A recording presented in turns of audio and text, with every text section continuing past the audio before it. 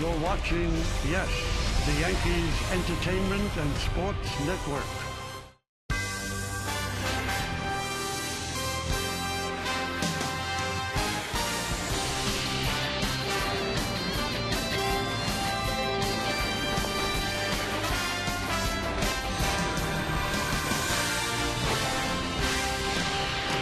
We are expecting a sellout crowd here at Tropicana Field this afternoon as the fans pour in to see baseball. In fact, New York Yankees baseball. As the Yes Network presents the Yankees and the Tampa Bay Rays in the second game of a three-game series from Tropicana Field in St. Petersburg, Florida. Hi, everybody. Ken Singleton along with David Cohn. Yes, this is the second game of the series. In the opening game last night, the Yankees were shut out. Their bats remained very, very cold. Alex Cobb did the job against the Yankees. The Yankees really only had one opportunity, David. That came in the eighth inning, but then they fell short. Well, they did. I mean, Alex Cobb was very stingy all night long, and then when you get into the bullpen, Brad Boxberger came in and really throwing some high heat with the bases loaded. The Yankees' best opportunity to kind of break through in this game, and it was not to be as Boxberger continues his stellar pitching, throwing two fastballs right down the middle, about 95 miles an hour, and left the Yankees shaking their head with no score at all. And you see the numbers there, Kenny. I mean, that just tells you the story for the Yankees over the last several games. Yeah, last 5 ball games, the Yankees are averaging just 174, 7 runs scored in those 5 games, 9 extra base hits, 2 for 31 with runners in scoring position, and the pitching hasn't been that much better. The team ERA 5.57. In the previous 7 games, the Yankees played well. They were 6-1. Today's pitching matchup brought to you by People's United Bank. See what know-how can do. Drew Smiley making his first home start for the Rays after coming over from the Detroit Tigers in a trade. He gets the start for Tampa Bay. And Shane Green is pitching very well for the New York Yankees. 3-1 with a 2.89. His last start was very good, David. Yeah, definitely the best start of his young career. After 3 sort of mediocre starts, Shane Green really lit it up. 8 scoreless innings. He got through the Tigers lineup with just 99 pitches. Clearly his best effort. The best part was everything was down. Got a lot of ground balls, 5 strikeouts, only 3 walks. Shane Green with 8 scoreless innings, looking sharp for the Yankees. The Yankees won that game by a score of 1-0. When we come back on Yes, we have an update on Carlos Beltran. Meredith Marakovich will tell you about the man who's going to be in right field this afternoon.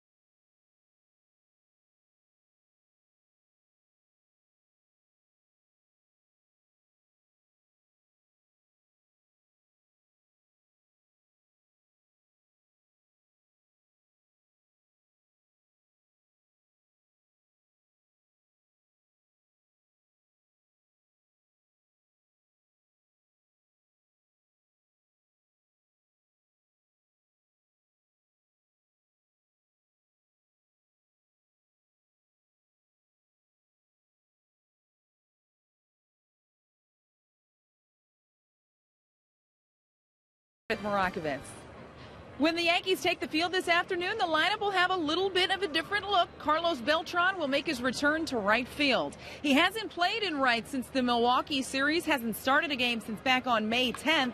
I caught up with Joe Girardi earlier today to ask him why he decided to put Beltran in the outfield this afternoon. We just feel that he's ready to go.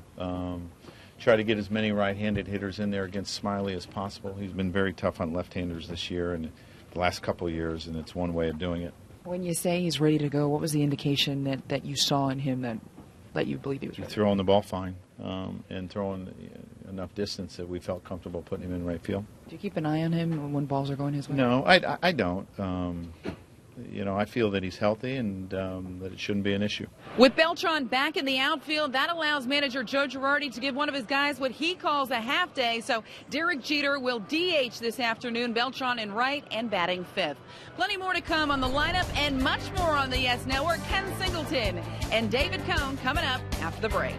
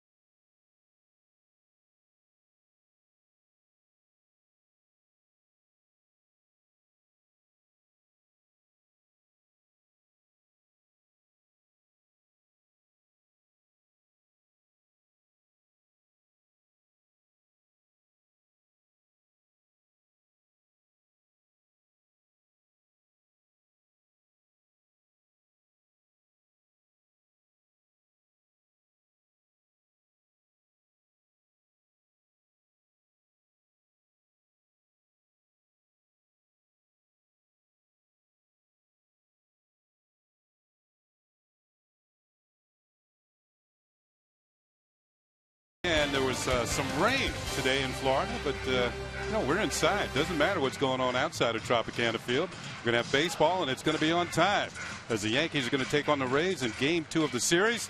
Let's check out the Yankees starting lineup. As always, presented by Lexus. At the very top, leading off, it's going to be Brett Gardner in left field.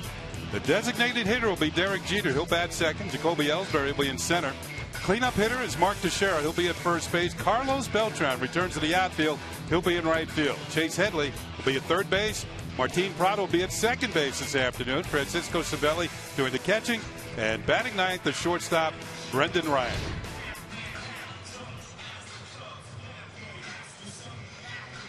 We're going to look at Drew Smiley here.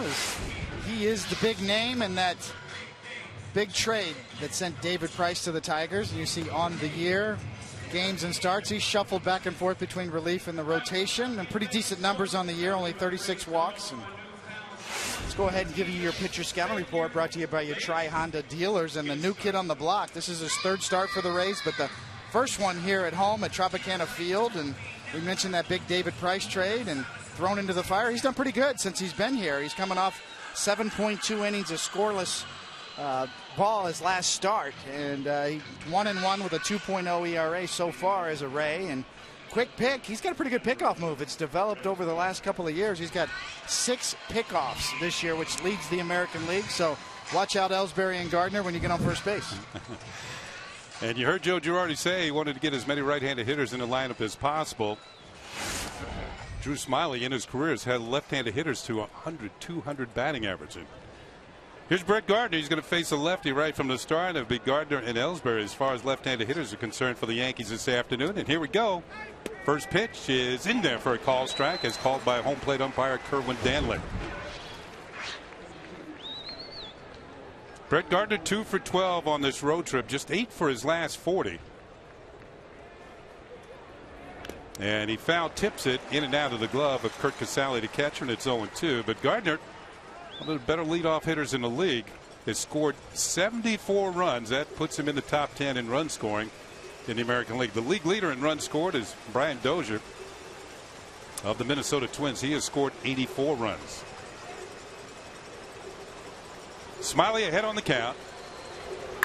And his ball's hit in the air down towards the Yankees bullpen. On the run is Matt Joyce, and he slides, but he can't make the catch. Good effort by the Rays left fielder. Well, not only does he have a long way to go, you got to navigate over the bullpen mounds here at the Trop, as there is no set bullpens. It is just down the line with a couple of bumps, and he's got to go right over them. And, of course, the wall. And some equipment as well. But he's okay back out in left field. Count remains 0-2 on Gardner. And a swing and a miss. Strike 3. The ball gets away from Casale. He's going to have to hustle. And he throws out Gardner for the out. So that goes a strikeout. 2-3 on the putout. And there's one down for the Yankees. Let's hear the response to the captain coming to the plate. Designated hitter, number 2, Derek Jeter.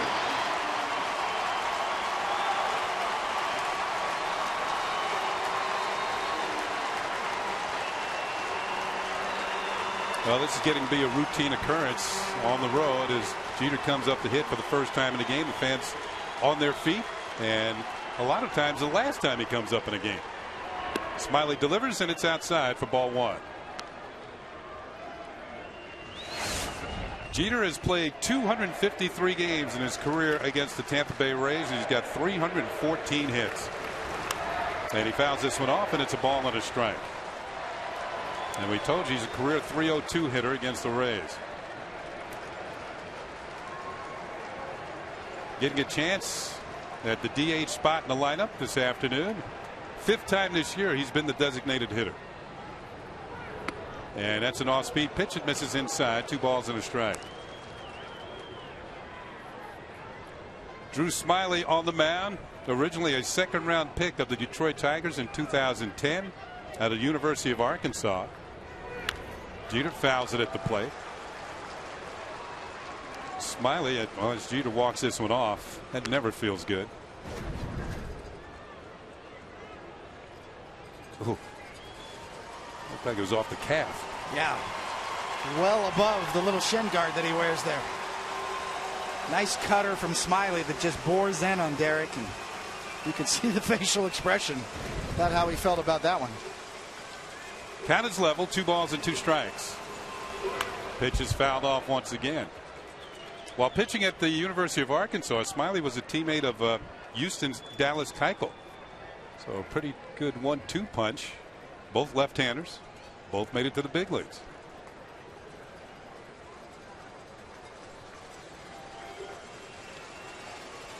In fact, they got to the College World Series one year. Jeter pops it up. Who's going to make the play here? It's going to be the first baseman, Loney, who puts it away for out number 2. Let's check out the Rays on defense, presented by Geico. And we'll start with the outfield. Matt Joyce was DH last night. He's playing left field today. Jennings in center. And Kiermaier in right. Longoria, Escobar. It's going to be Zobrist at second, Loney at first, and Casale doing the catching for Drew Smyly. The Rays have always been a solid defensive team. Pitching and defense can help you go a long way. Here's Jacoby Ellsbury. And he'll take the first pitch in there for a called strike. Ellsbury looking for his first hit of the road trip. He's 0 for 11. It's kind of interesting how his splits break down on the season. That's low, 1-1. He's a .320 hitter at Yankee Stadium, but .236 away from the stadium. Usually those things level out as the season goes along. But his home runs are split, 5 on the road and 5 at home. That pitch is low, 2 balls and a strike. 8 home runs off right-handers, but his batting average is better against left-handers, almost 300. A well-rounded ball player. Here's the pitch, and he pops it up. In the short center field, going back as a shortstop, Escobar. He makes the catch, and that'll do it. The Yankees go in order. 1, 2, 3, nothing across. When we come back, the Rays will be coming to the plate.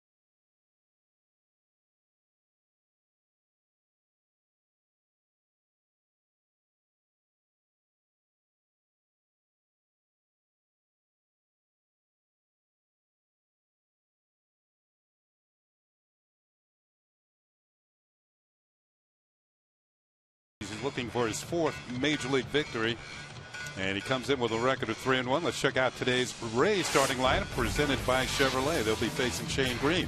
Desmond Jennings will be in center field leading off. Ben Zobrist will be at second base. Matt Joyce is in left field. Evan Longoria cleans up. He'll be at third. James Loney will be at first base. Yonel Escobar will be at shortstop. Vince Beltran will be at the designated hitter. This is his first game in the big leagues this year. Kurt Casale will do the catching. And Kevin Kiermaier will be in right field. So Beltran in his first game in the majors this year. And of course, Shane Green on the mound for the Yankees today, coming off of his best start of his young career and his last one, and that does wonders for your ERA. He's down to 2.89 on the year. Across the board, really solid numbers for a young Yankee pitcher. Let's go ahead and give you your pitcher scouting report, brought to you by your Tri-Honda dealers and the right stuff. He's especially tough on right-handed batters so far. Just a .203 batting average, just 12 for 59 are right-handed batters so far against him. Only 1 extra base hit as well. Mike Napoli hit a home run off of him for his only extra base hit. And 7th heaven, he's one of only 6 rookie pitchers this year, along with Tanaka, to have 2 or more scoreless starts of at least 7 innings pitched. And going green on the road, he's really done well on the road, even though it's a small sample size. The Yankees have won each of Shane Green's 3 road starts this season, and in fact, the Yankees are 20-7 this season in road games started by rookie pitchers, and a lot of that has to do with Masahiro Tanaka. It certainly does. And as Green delivers his first pitch of the afternoon, and Jennings jumps on it. On the move is Ellsbury. He won't get it. This ball goes all the way to the wall. Jennings is the second, and he's going to hang on with a 2-base hit. So the first pitch to Desmond Jennings is ripped into the gap in right center field. And he now has a 5-game hitting streak. Desmond Jennings again, he got the Rays going last night in the first inning with a base hit. This time it's a double. Jumping on that first pitch fastball. You see here, Ellsbury thinks he might have a shot at it as he takes a direct route to it and then readjusts and tries to get back to the wall. And probably a good decision there because he holds Jennings to a double, even though that looked like potentially a triple.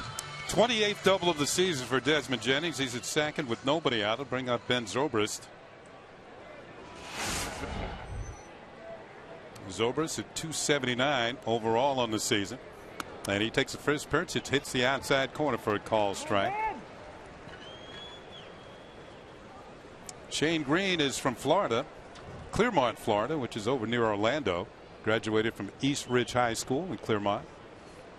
Went on to University of West Florida and then Daytona State, where he did his college pitching. Backdoor slider misses, and it's a ball and a strike on Zobrist. Just goes to show you, Shane Green was a 15th round draft choice, and not a big bonus baby, not a number 1 or number 2 rounder, but finds himself with a golden opportunity to solidify his rotation. Zobrist fakes a bunt and takes a pitch downstairs. He did not go through with the bunt, so it's ball 2.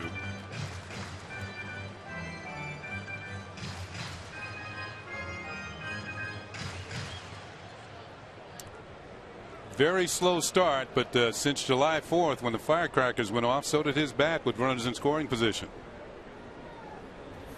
And that's when the Rays started to pick it up about that time. Zobrist is just 5 for his last 26, but over his last 20 games, he's hitting .370. So that's how hot he has been. The Rays last night jumped out to a 2-0 lead in the first inning. Shane Green trying to keep them off the board in the early going. Check swing. Did he go this time? Yes, he did. And it struck out. Third base umpire Gary Cederstrom says he went around. Let's check out the Yankees on defense. Brought to you by Geico. Gardner, Ellsbury, and Beltran in the outfield. Headley, Ryan, Prado, and Teixeira in the infield. Cervelli doing the catching. By the way, for Prado, this is his first start at second base for the Yankees. Well, Zobrist did not like the call, but he tries to pull it back, and his bat head definitely got over the heart of home plate. Here's Matt Joyce, the left fielder. Swing and a miss, strike 1. What is the umpire's credo? When in doubt, call him out, right? It is one of the more ambiguous rules, and the old did he break his wrist? What was his intent? Well, there's always intent. If you got a bat in hand, you got intent. The 0-1 pitch is a little outside for a ball.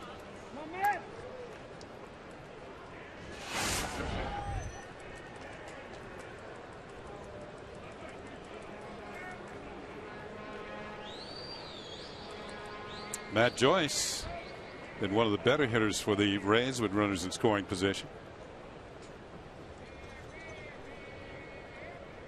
1-1 pitch is popped up behind home plate. Coming over is Cervelli. Does he have room? It appears he does, and he makes the play. And that's out number 2. Well, let's go back to April. The Yankees' first trip here to Tropicana Field, April 17th, and Carlos Beltran was in right field. And David, he took a tumble. Oh, my goodness. Giving it full effort. Doesn't come up with the ball, but he was okay, and he remained in the game. The Yankees, of course, checked him out. Head athletic trainer Stevie Donahue and Joe Girardi are out in right field quickly. But Carlos finds himself back out in the somewhat familiar territory here at Tropicana Field. You better have a better idea where that wall is in right. Here's Evan Longoria. He knows where the low bridge is now. And Longoria takes a pitch for a call strike.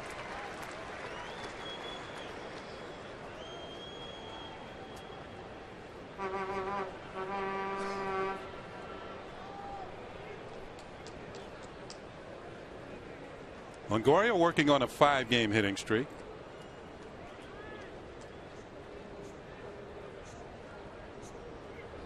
Swing and a miss, strike 2. Good slider.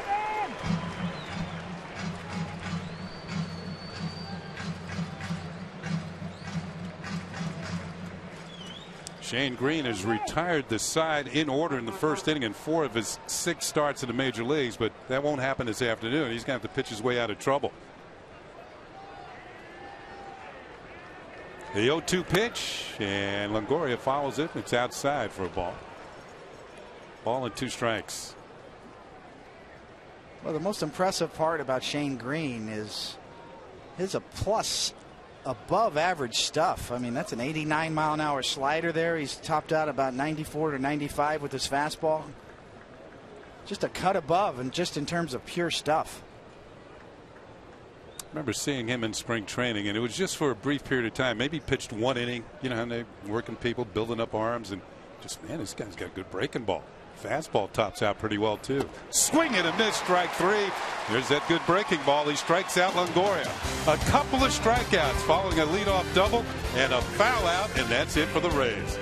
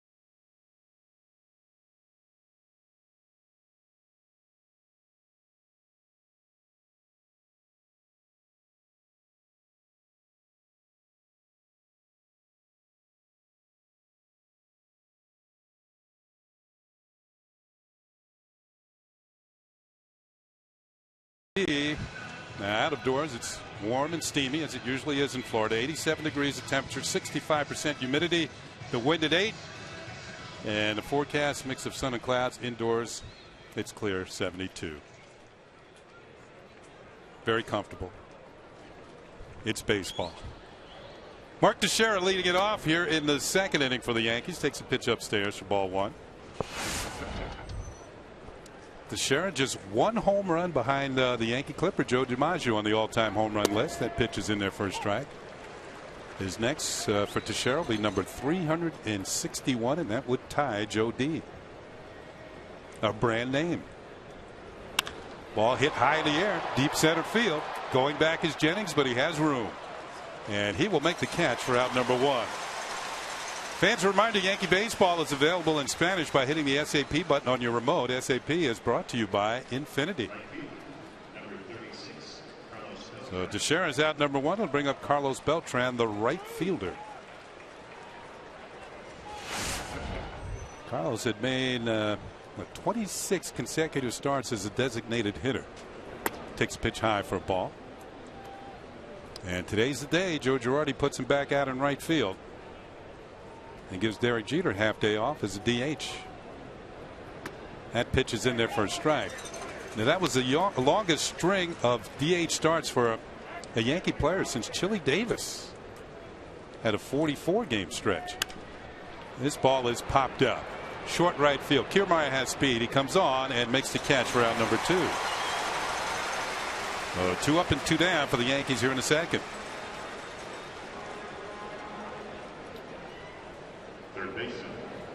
Now, you would think there'd be a lot of pressure on Drew Smyly after being traded for David Price. as Chase Headley comes to the plate. The Rays try to make him feel very comfortable. Welcome him to the ball club. First pitch to Headley's in there for a strike. In fact, he got here in time for another one of those Rays theme road trips. They fitted him for a tuxedo. It was a tuxedo road trip. So the whole team takes out on their flight in tuxedos. And whenever they went on to the next city, they had to put the tuxedos back on. So that's the way Joe Madden plays it around here. Got a tailor in the clubhouse. Get him fitted real quickly. I don't know how well they did it. The 1-1 pitch is up high for ball 2. You know, some of those tuxedos that you rent.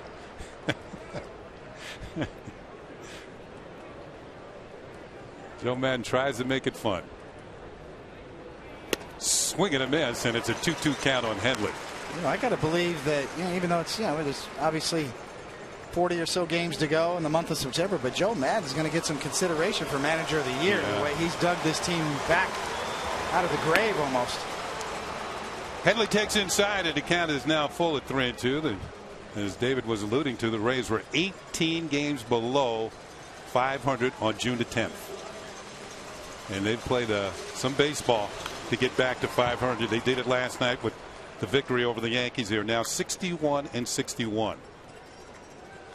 And by the way, just one game behind the Yankees in the standings. And the record back then on June 10th was 24-42. Pitches fouled off by Headley. Count remains 3-2.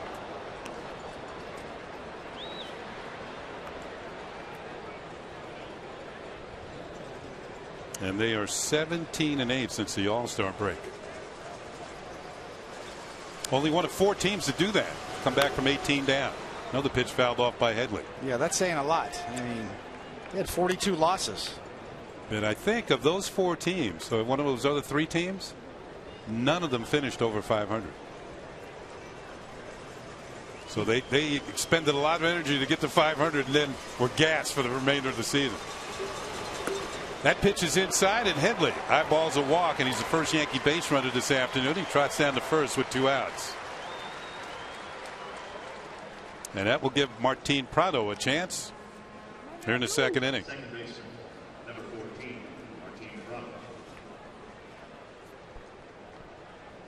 Prado first started second base for the Yankees this year.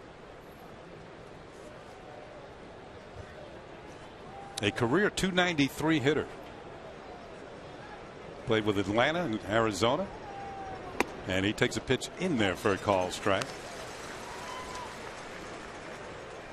Been a slow start for Prado and the adjustment coming to the Yankees so far, and 43 at bat, just batting 163. So been a tough adjustment for him coming to the East Coast. He does have a home run. There goes the runner. The pitch is in there for a strike. The throw to second is late, and Headley picks up his second stolen base of the year, and he's now in scoring position. See Headley just taking off almost on first move. Sometimes for base runners you just kind of guess and go, assuming that maybe the pitcher's forgotten about you or is not going to throw over, and a good guess that time by Headley. You know, sometimes those pitchers with the good moves, and you mentioned that Smiley has 6 pickoffs. You just got to guess. You just go and take your chances. Prado swings. It's a high fly ball, deep left field. Joyce going back. This one is gone. A home run for Martin Prado, and the Yankees take a 2-0 lead.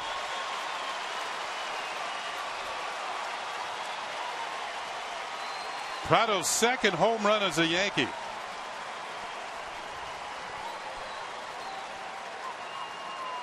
Boy, really definitive display of emotion from Prado there after that home run. Fastball inside, up. Prado just cuts him off. Smiley doesn't quite get it there, and Prado gets it there for a 2-run shot. There's Headley, ball's hit, and now he just slows down, claps his hands. He knows the Yankees are on top. Here's Francisco Cervelli. Smiley deals. He hits the outside corner for a strike. We're going to check this one out on Yesmo, brought to you by your Mercedes-Benz Tri-State dealer. Just getting on a high fastball. That's almost letter high as Prado just cuts it off and gets it out of here. Cervelli takes one downstairs, and it's a ball and a strike.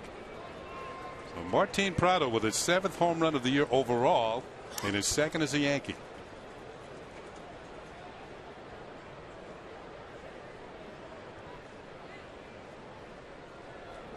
Swing and a miss by Cervelli, and it's 1-2. Cervelli had a base hit in 3 trips last night.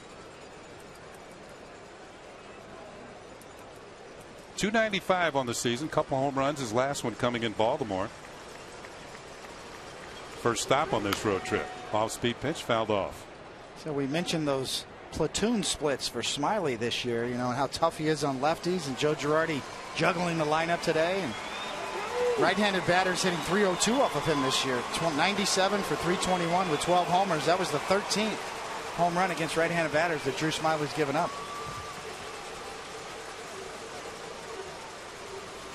That's high for ball 2. Yeah, he threw that one right down Prado Boulevard, didn't he?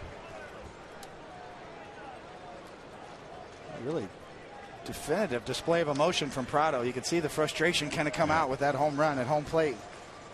Yeah, he was 3 for his last 29. Now he's 1 for his last 1. This is hit well. Jennings going back, still on the run, still going, and it's over his head. The ball is up against the wall. Cervelli's the second, and he will hang on with a long double to right center field. Well, the Yankees showing some power here with 2 outs in the second.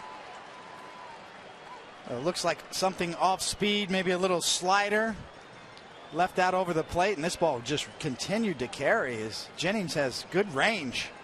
And it looked like he was going to try to get a chance to catch it, and no way, as that ball ends up hitting up the wall. And excellent leverage in Cervelli's swing right there, really driving that ball to right center. Now we got a conference on the mound as pitching coach Jim Hickey is out there just to slow things down a bit for Drew Smiley. A walk, a 2-out walk, a stolen base, a home run, and now a long double. And the Yankees have jumped out in front 2-0 here in the second inning. Shortstop, number 17, Brendan. With Derek Jeter as the designated hitter this afternoon, Brendan Ryan batting 9th. He's playing shortstop.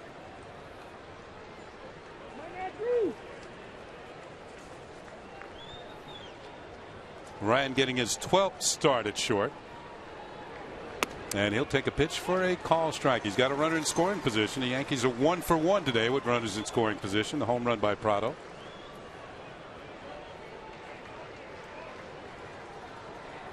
We've seen Ryan at second. We've seen him at short. I think he's played a little first base too. Off speed pitch. That drops in there nicely, and it's 0-2.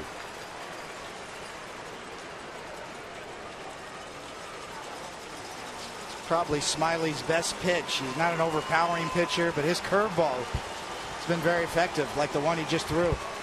Pretty much fastball, slider, curve change. Popped up into short center field. Coming on is Jennings, and he will make the catch, and that'll do it for the Yankees. But they break out in front here in the second inning with a man aboard. Martin Prado hits his 2nd home run as a Yankee, and the Yankees lead 2-0.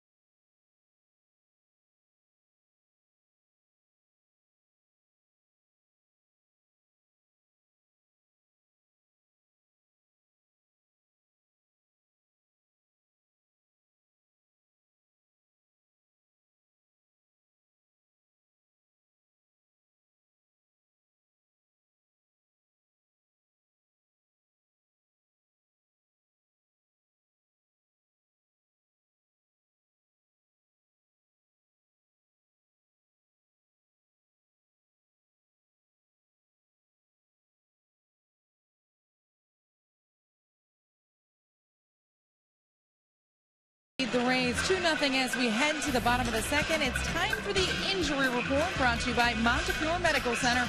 Montefiore inspired medicine. And you see it there, Masahiro Tanaka took a significant step forward today, throwing a bullpen. First time he's thrown from a mound since being diagnosed with a partially torn UCL. And Brian McCann was eligible to be activated from that 7-day concussion DL today. However, he is not on the active roster right now. He is in the ballpark, has been working out a little bit, went through a full BP today, and is expected to maybe be activated tomorrow. In talking to Brian McCann, he seemed to think he'd definitely be in that lineup tomorrow. Talking to Joe Girardi, he didn't seem quite as sure. Well, as James Loney comes to the plate, Meredith, you would have thought that was some sort of presidential press conference when Tanaka was thrown in the bullpen today. All kinds of media are out there following that. Kenny, an awful lot of media members, both Japanese and people covering here in the States. And everyone spoke to pitching coach Larry Rothschild after that bullpen where Tanaka threw about 25 pitches, all fastballs, no breaking pitches yet.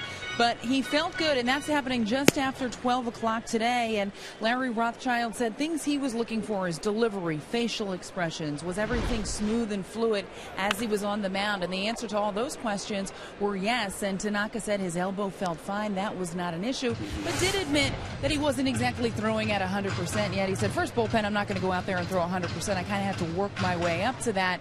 And next time out, he thinks he's going to start throwing some of his secondary pitches as well. But Meredith, he did pop a few fastballs because I heard him all the way up here in the booth. He did. He was trying to make it as game-like as possible, but still being somewhat cautious, knowing that this is the first time. And Larry Rothschild did say, we're not just worried about his elbow, we're worried about everything. This guy hasn't thrown off of a mound in over 3 weeks. We want to make sure that he doesn't tweak anything else while he's out there. Yeah, another thing that he did, I noticed with the bullpen catcher, he was moving him from corner to corner. So he was not just throwing the ball, he was working on things. The question now, Kenny, is what will be the next step? As you see, James Loney goes out on strikes. What will be the next step for Masahiro Tanaka? And the Yankees are really keeping things close to the vest with this. They don't want to set a timeline and then have him have a setback or maybe not achieve that timeline and have to answer more questions. So they really are taking it day by day, while Joe Girardi and Larry Rothschild have a little bit of a plan in place. They know what's going to be happening. They're not going to release it to the media or to anyone until they decide exactly what he's going to do for that particular day. Now, originally, Brian McCann was supposed to play today, but the Yankees are pushing it back one day. He seemed pretty optimistic at the beginning of yesterday that he was going to be in the lineup today. But towards the end of yesterday, he said, you know what, I think I'm shooting for Sunday. And I asked Joe Girardi why. What was the difference in the last 24 hours? And he told me that when he went through batting practice yesterday, he thought after everything and doing some of the defensive drills, he looked a little lethargic out there. And that has nothing to do with the concussion. He passed the impact test. That's no longer an issue. But he hasn't played in about a week. So he just wanted to allow him some time to kind of get in the flow of things. And guys, consider this. Francisco Cervelli has pretty much caught Shane Green every game. So he likes that combination of the two of those guys together. And Francisco Cervelli has been swinging the bat pretty well, including tonight. He's caught in 17 of the last 24 games for the Yankees, hitting over 300 during that span. A lot of guys on that team aren't hitting. Francisco Cervelli has been able to come up with some hits here and there. Yeah, plus the fact there's a left-hander on the mound today for the Rays. Doesn't hurt the cause. But McCann pretty confident that he's going to be able to go tomorrow, and he is really anxious to get back in that lineup and try to do his part. Yeah, he was swinging the bat definitely a lot better prior to his concussion. Thanks, Meredith. We'll see you on the post-game show with Bob and Jack. Thanks a lot. Meanwhile, Shane Green has picked up a couple of outs here. He struck out James Loney, got Yunel Escobar the ground out to second. Now here's Vince Belnome, who just called up from the minor leagues today from AAA Durham. And originally he was signed by the San Diego Padres, but traded to the Rays.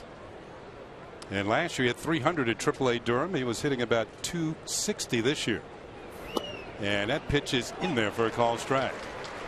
Count is now full on Belnome.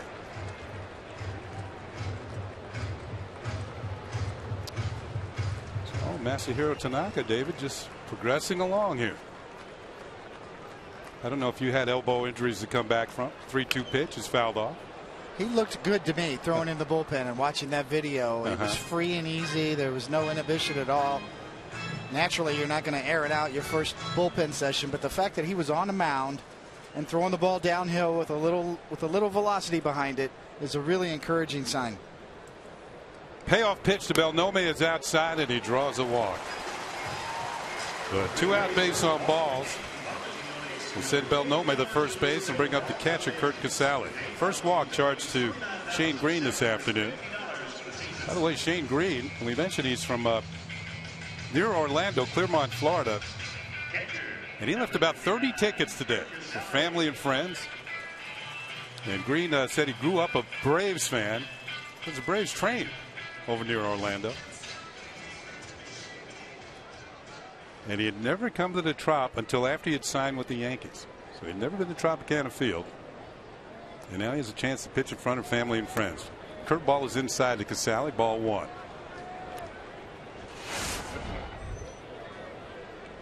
And Clearmont is about 75 miles from here, east on I-4. Probably the closest Atlanta Braves pitcher when he was growing up stylistically to him. Maybe John Smoltz.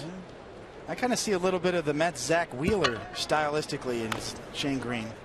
Fouled at the plate. The ball rolls into fair territory, but that is a foul ball.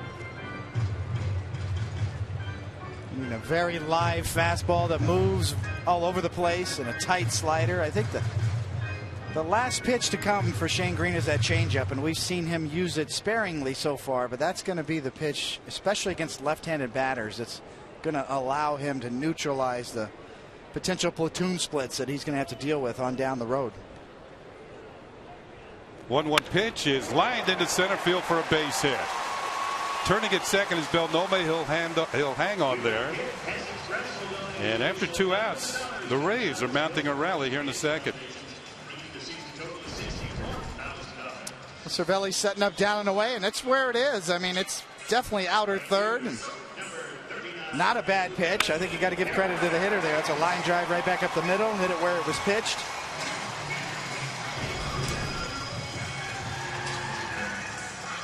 So Casale's at first with a base hit. You mentioned Shane Green. Well, the Yankees would take it if he turns out to be like John Smoltz. That's a pretty good guy to emulate, that's for sure. By the way, Meredith had actually talked to Shane Green yesterday, and that's where we got that information about the 30 tickets. 2 on, 2 out. Here's Kevin Kiermaier, the right fielder, and the first pitch is in there for a strike. And as we have found out, Shane Green doesn't have much to say. You know, he's a very quiet young man. The perfect rookie, right? The perfect rookie, yeah. Rookies seen and not heard. The 0-1 pitch, and it's low in the dirt. I'll give you an example. Years ago, when Eddie Murray joined the Orioles, Lee May told him that very same thing. Rookies are seen and not heard. With a month to go, month into the season, Earl Weaver went up to Lee May and said, "Does this kid ever talk?" And Lee May told him, I told him to keep quiet. He's hitting 300. 300 hitters can talk.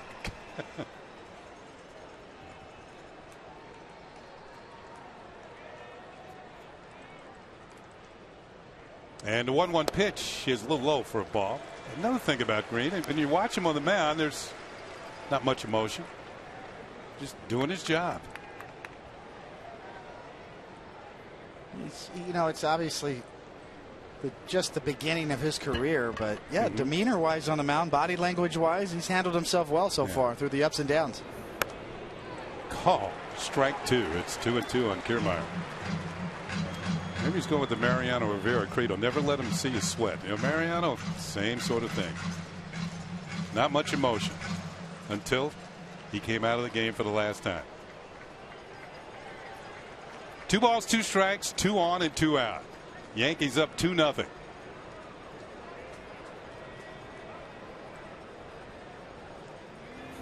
Swing and a miss, strike 3. Shane Green gets Kiermaier, and that'll do it. Strikeout number 4 for Shane Green. The Yankees maintain a 2-0 lead.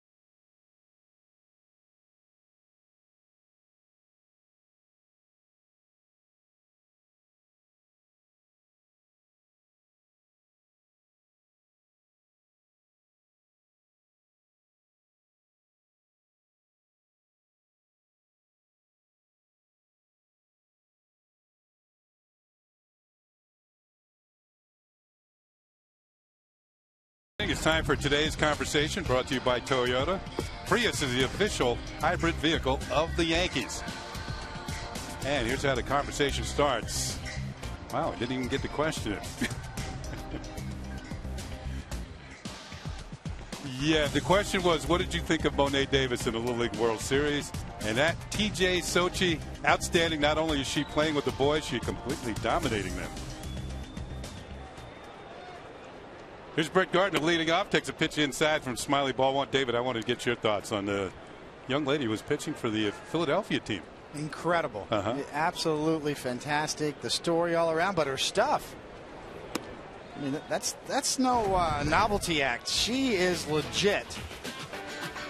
3 different pitches. She throws as hard as any of the others that I've seen in the Little League World Series, up to 70 miles an hour, which equates to, at 46 feet, to almost 90 or 90 miles an hour on her fastball. So she is legit. I want her autograph. I mean, she is just incredible right now. Well, Meredith has more on Mo'ne Davis. Meredith. Well, David, you aren't the only one that was impressed by her performance. It was a pretty cool moment yesterday. Long run, deep fly ball. Great catch by Kiermaier for the out. Well, we told you Kiermaier has some tools. He was voted 2 years in a row in the Rays system as the best defensive outfielder. Yeah, you can see that Brett Gardner didn't quite get all of it. And Kiermaier lunging at the last minute. Makes a nice grab on the run. Let's get back to Meredith. Well, Kenny, as I was saying, you guys weren't the only ones that were impressed. When I walked into the clubhouse yesterday, half the Yankees team were sitting there with their eyes glued to the television, watching Mo'ne Davis, just in awe of how well she was pitching. And other people around Major League Baseball also took notice. Mike Trout tweeted her, Clayton Kershaw. Everybody seems to be keying in on what this girl's been able to do. And I spoke to Joe Girardi about it, and he said that's awesome that you have a girl that's 12, 13 years old out there that's a role model for other little girls that might want to play baseball. And he looked at me and said, I have a feeling my daughter Lena is going to want to be a pitcher now. Well, you know what? I've always felt that if a woman would make it to the major leagues, she would be a pitcher. And that is certainly a role model. Pitches fouled off by Jeter. Count is 1-2. And maybe it could happen one day. She's off to a good start. Let's put it that way. I'll tell you what, why not? They're always looking for pitchers. Let's put it that way as well. Here's the 1-2 pitch to Jeter. He checks his swing, and the count is 2 balls and 2 strikes.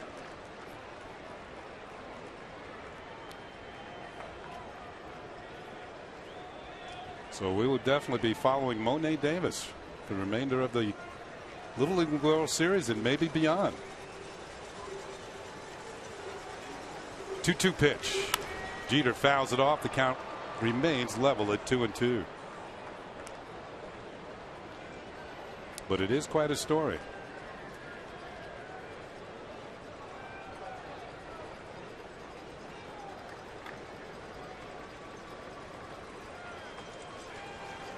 Third inning here. Yankees up 2-0 on a home run by Martin Prado in the last inning.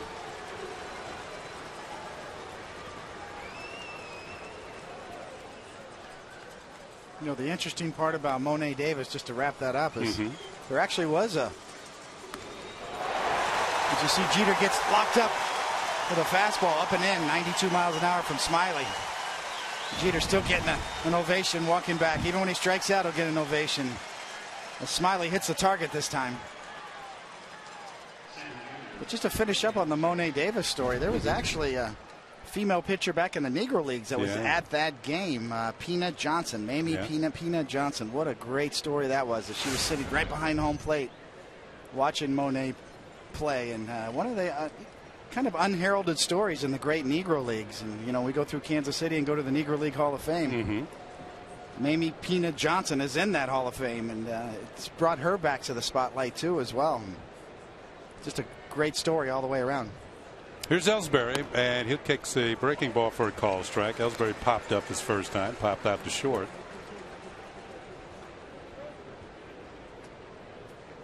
Well, good luck to all the little leaguers and Mo'ne Davis.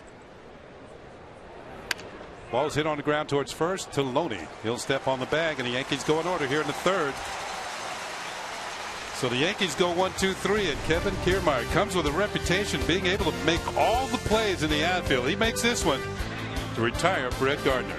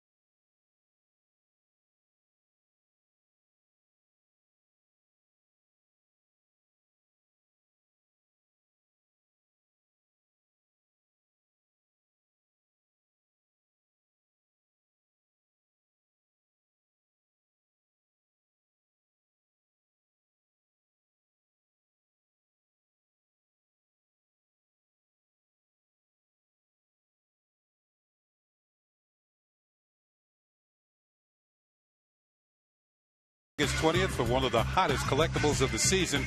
It's Joe Girardi bobblehead night, the final one of the 2014 collectibles series presented by AT&T.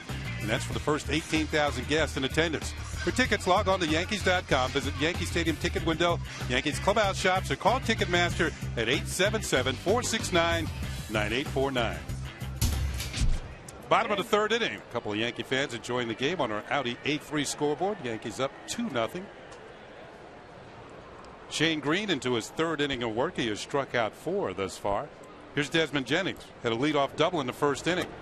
This time he takes a breaking ball. Slider for a call. Strike 1. Now the first time we came to Tropicana Field back in April, Desmond Jennings was batting down in the lineup. But Joe Madden has him back at the top. His last 55 starts have been in the leadoff spot. He's got a 5-game hitting streak with that double.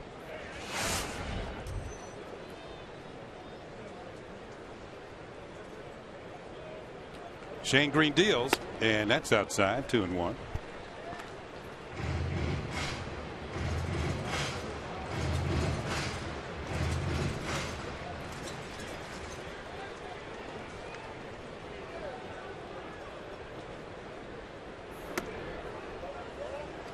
Three balls and a strike.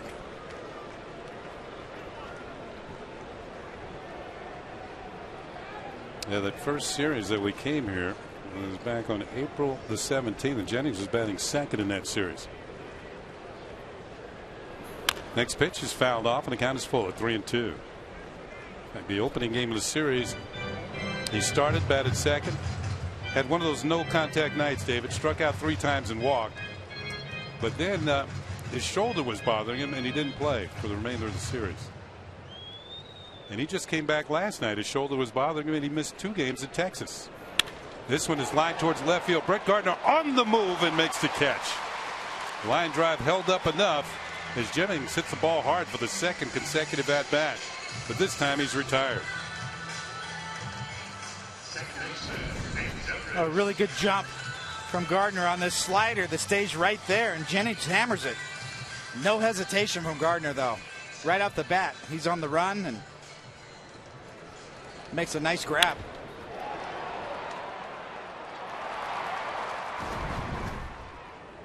Here's Zobrist. Swing and a miss. Looked like a changeup. Strike one. And a good one there. It's a good sign from Shane Green there to be able to mix that pitch in. Remember Larry Rothschild telling me it's an evolving pitch. That's the one he's got to work on, as you said, David. Ball hit foul just beyond George Hendrick, first base coach, and it's 0-2. Come on, Ben. Zobrist was the first strikeout victim for Green. Struck him out swinging in the first inning. And he's got him in the hole here. No balls and 2 strikes.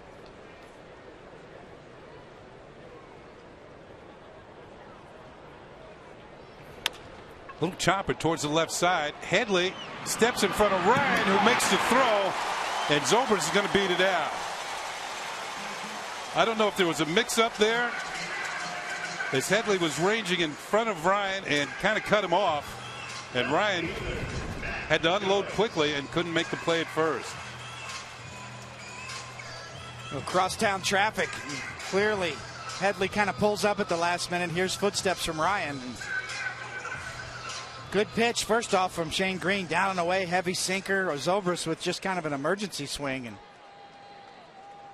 Headley had the best chance. If he can go ahead and cut it off, you see him pull back right there because he heard footsteps from Ryan. And at this point, the flat-footed Ryan's got no chance. Yeah, when you're in crosstown traffic in Manhattan, you got no chance either. Yes. Here's Matt Joyce. Joyce fouled out to Cervelli in the first. And that pitch hits the outside corner for a called strike. That is the third hit of the afternoon for the Rays.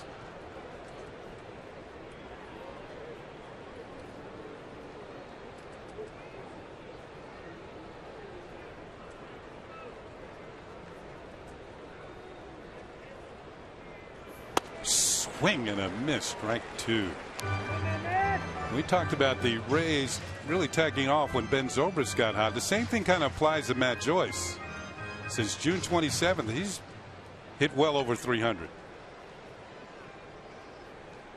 So it appears at that time the Rays bats started to wake up, and of course they've always had pretty good pitching. Low and inside, a ball and 2 strikes.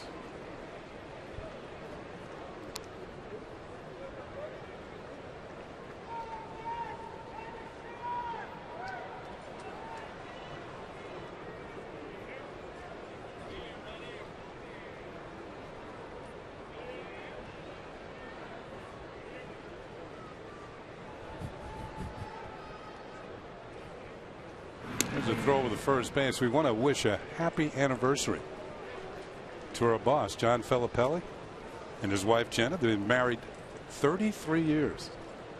Today? Today, yes. August 16th. Congratulations. Absolutely. Pretty good chance he's not watching this game then, right? Yeah, he'll give you a call in a minute, David. Yeah, text me, Flip, if you're watching.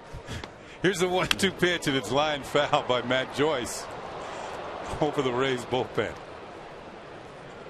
4 o'clock start. Yeah, you can still make a nice romantic dinner tonight. Yeah, he could.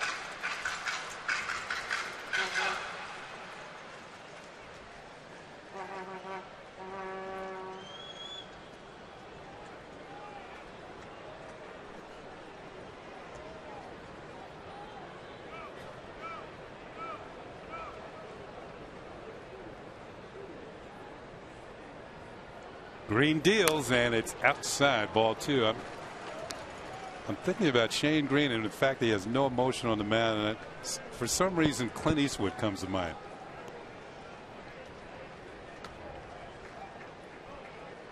You know, all those westerns that he used to make. Sure, yeah, yes. Just no emotion whatsoever.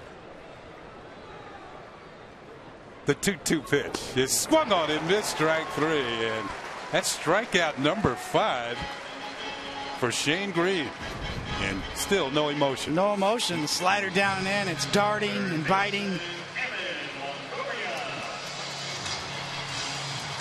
Great extension on that slider. See how tight that spin is and how late the break comes. Upper 80s in velocity. This is about the time when Clint Eastwood spit the tobacco on the Doberman's head. Remember the good, the bad, and the ugly? Oh man, some So, great movies. All kinds of Clint lines we could come up with. We'll spare you at this point. Evan Longoria was a strikeout victim to end the first inning. By the way, all 5 strikeouts have been of the swing variety. Let's go ahead and give you the Jeep Hitter Scout Report for Evan Longoria. He's been a Yankee killer since 2008. He's got 26 home runs against the Yankees, which is the most. Jose Bautista up in Toronto is second with 21. Always been a highly rated defender. Third baseman, one of the best in the league across the board, whether you use sabermetrics and some of the defensive metrics out there. He lights it up. This year's no exception. And a 10-year deal, talking about who you give a 10-year deal or not to. Robertson Cano's got a 10-year deal in Seattle. Well, Evan Longoria's got a 10-year deal, even though he's a little younger. Which is probably the key. He's going to be 29 years old on October the 7th. That 10-year deal kicked in last year, even though it's staggered, so he's really only making $7.5 million this year.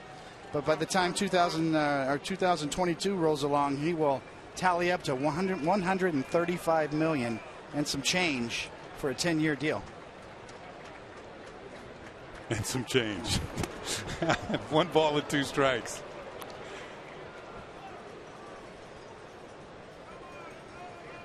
Well, I guess you would say he's the face of the Rays. He's the face of the franchise. He most certainly is, and that 10-year deal, since he signed it when he was 28 years old, it'll take him till 37 years old, 38, which is always the key on the back end of those long deals, which, as Yankee fans know, was the big discussion with Robinson Cano, whether to give him a 10-year deal or not, and the Yankees didn't feel comfortable doing it, especially considering the fact that Robinson Cano would have been closer to 40 years old at the end of that deal. So that's always the trick. And of course, the Yankees are that same deal that Alex Rodriguez is still under.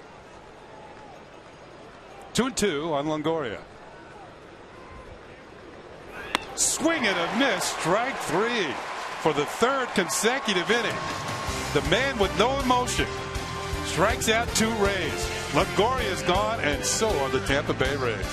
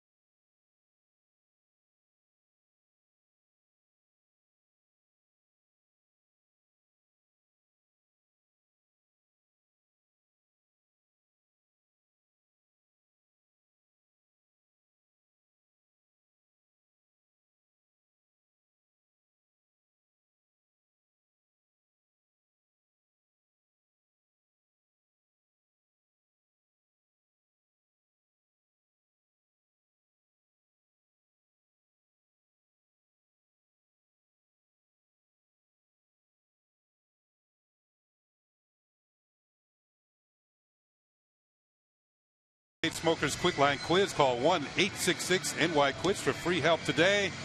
And here's the question: which 3 players hit at least 200 home runs with the Yankees but have never won a World Series with the franchise? I think I got one of them. 200 home runs with the Yankees but have never won a World Series with the franchise. We'll have the answer for you in the bottom half of the inning. Here's Mark Teixeira. And the first pitch from Drew Smyly is upstairs. Ball one. Yankees lead 2-0 as we go to the 4th inning. Trying to break a 5-game losing streak. There it is on our Lincoln scoreboard. Pitch is in there for a strike. 1-1 to Teixeira. Mark flied out to center. He's 0 for 1 on the afternoon. In his career, he's hit 22 home runs against the Tampa Bay Rays. Ball is popped up. It's foul territory. Longoria has room, and he will make the catch for out number 1.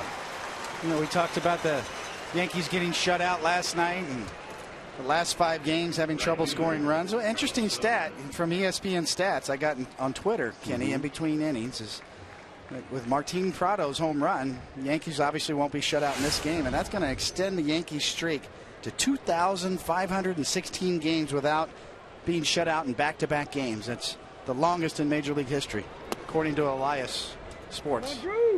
Beltran takes a pitch low for a ball.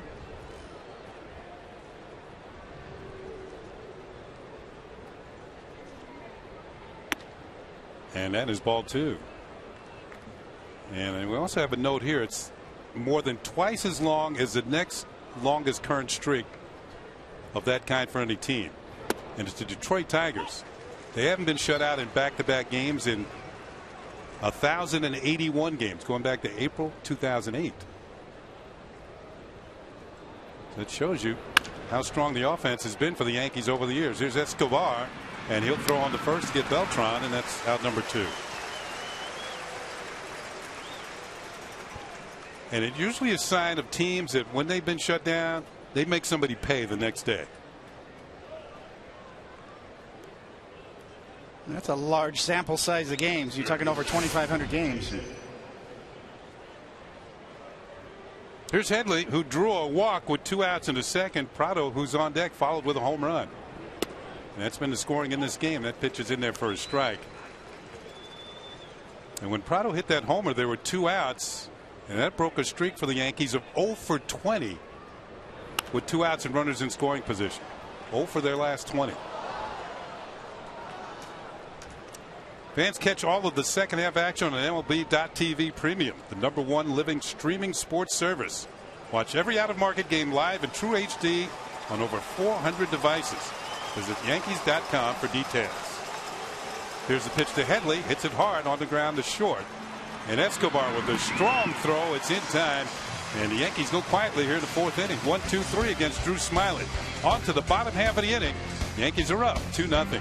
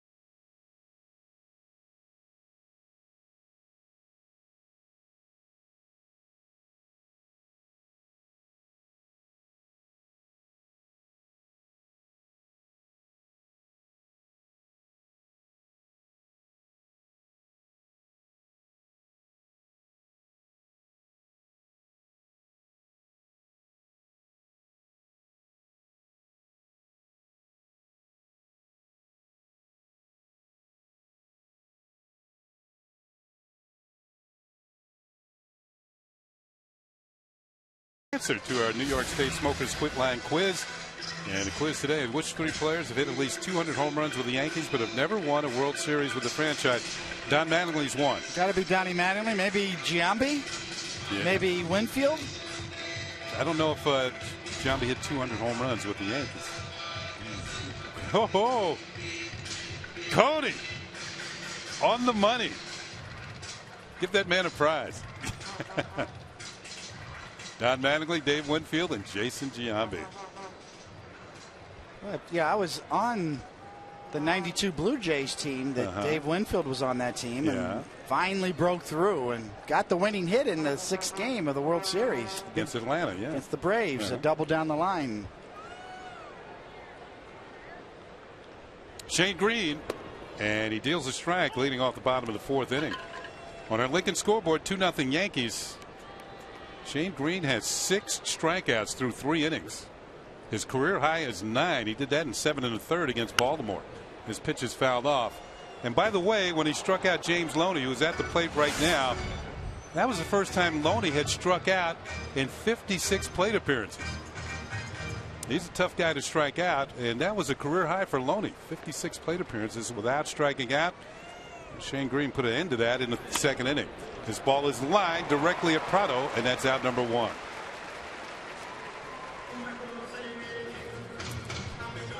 So Martin Prado, his first start at second base for the Yankees, and he hauls in that line drive off the bat of James Loney.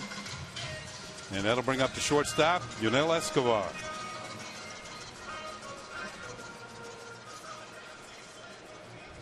Escobar grounded out to Prado in the 2nd.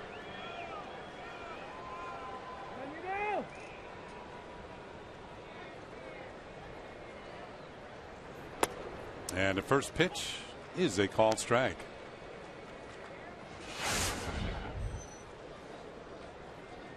Well, Shane Green got working today, David. Just about everything, really. Just a darting slider.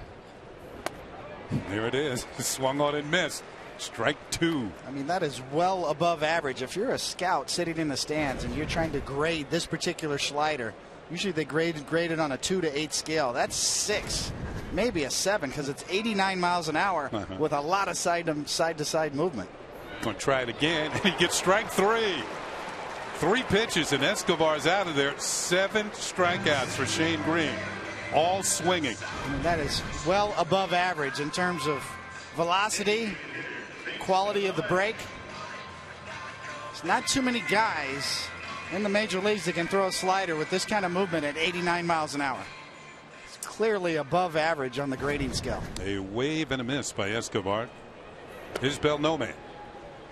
Just called up from the minors. He drew a walk in his first at bat, the only walk that's been handed out by Shane Green.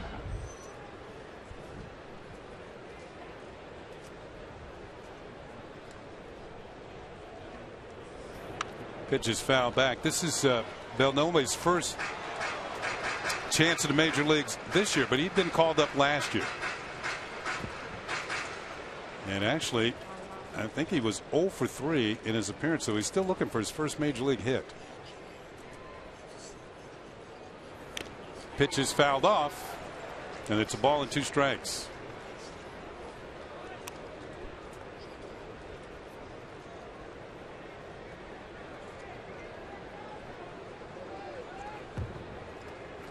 Shane Green's 7th strikeout so far here, as you mentioned before. That one just missed. He almost had number 8. And it's 2-2 on Beltran. Just excellent leverage on his pitches. His ball moves all over the place. That one just below the knees at 95 miles an hour.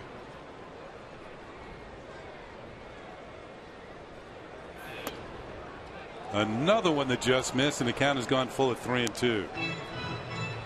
For me, that's a strike. You know, I think the fact that Cervelli was setting up inside and the pitch ends up outside, but that's got some plate. And Kerwin Danley just didn't call that a strike just because of Cervelli's movement. 3-2 pitch hit on the ground to second. Prado has it, throws the first, and Shane Green picks up another strikeout here in the 4th, 7th of the game. The Rays do not score. It's 2-0 Yankees.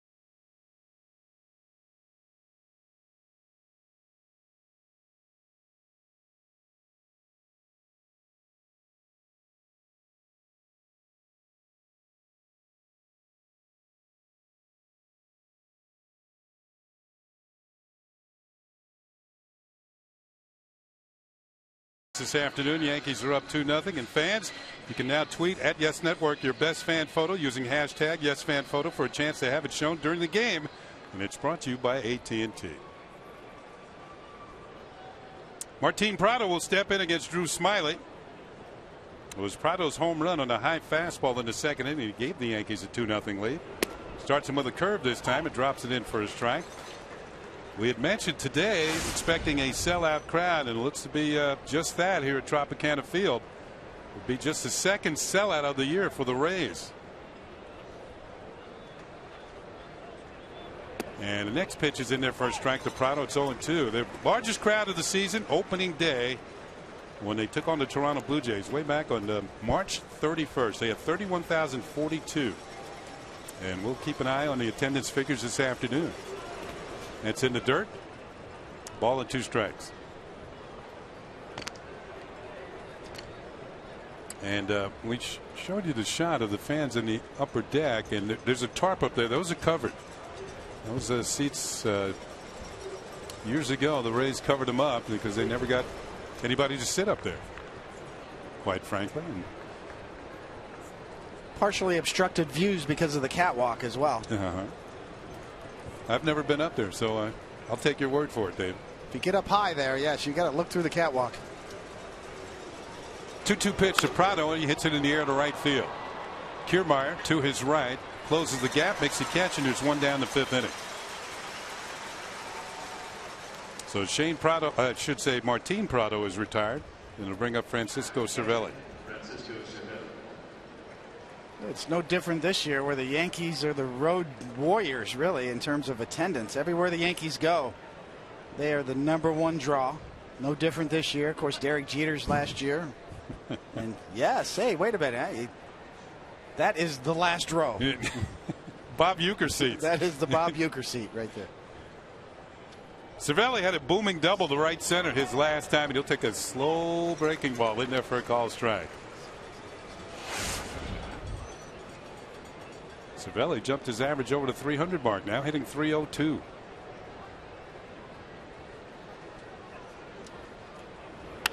Fouls this one back. No balls and 2 strikes. Cervelli, of course, who had a great spring training, was leading the Yankees in home runs.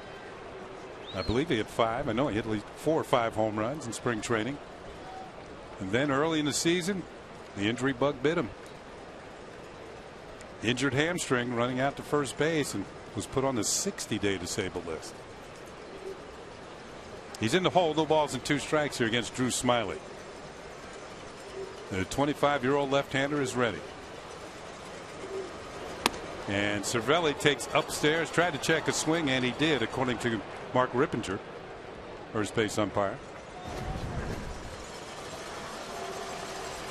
Well, a lot of effort to check that swing, as you see Cervelli jumping up, trying to hold back the bat.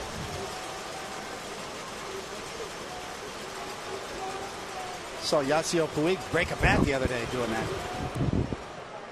The Dodgers, the first one since Jim Rice did it. Remember Jim Rice did it back in the day, where he checked his swing and broke the bat off. Yeah. And the handle was left in his hands. Yasiel Puig did that the other night. Well, both of them are very strong individuals. Let's put it that way. Wow. For those of you out there who didn't see Jim Rice play, Hall of Famer Jim Rice. That's inside, and the count is now full on Cervelli, 3-2. He could hit him a long way.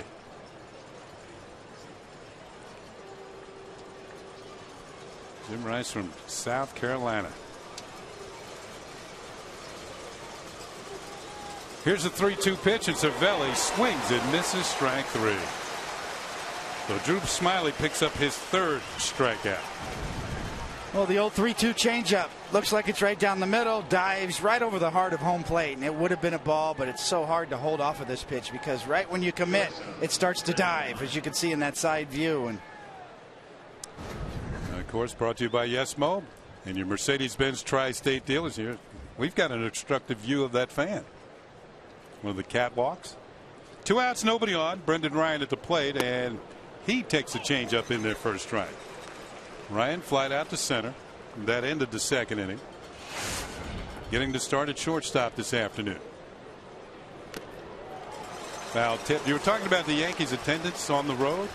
I wonder how much of that is Derek Jeter. Last time fans getting a chance to see him. That could be a good part of it. Without a doubt. A lot of New Yorkers come down here for the weekend. See him running around St. Petersburg. There's a lot of New Yorkers everywhere. It's true. Transplants, too. A ball and 2 strikes on Brendan Ryan.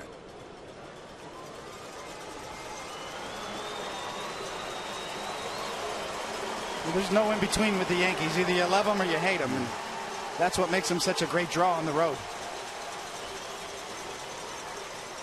Ryan steps out. He calls time. It's granted by home plate umpire Kerwin Danley.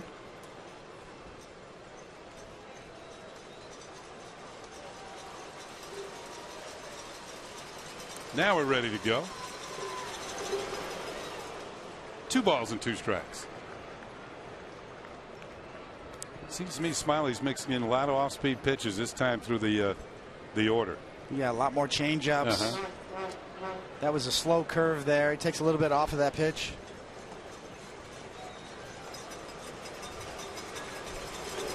Fastball hit hard. It's going to be a base hit for Brendan Ryan. He tried to sneak the cheese by him, but he was ready. So he's on with a 2-out single here in the 5th inning. Well, he did, and you'll see the location of the pitch is right towards the outside corner, even though it's a bit above the knees, maybe a little bit elevated, that allowed Ryan to get on it and get it to the outfield. That was Ben Zobrist with the headlong dive. So now the lineup turns over. Brett Gardner will come to the plate. Gardner has struck out and flied out to deep right field. Nice catch by the right fielder Kiermaier back in the 3rd inning. And you were right. Gardner just missed that one. I don't think he quite got it on the fat of the bat. Curve drops in for a strike.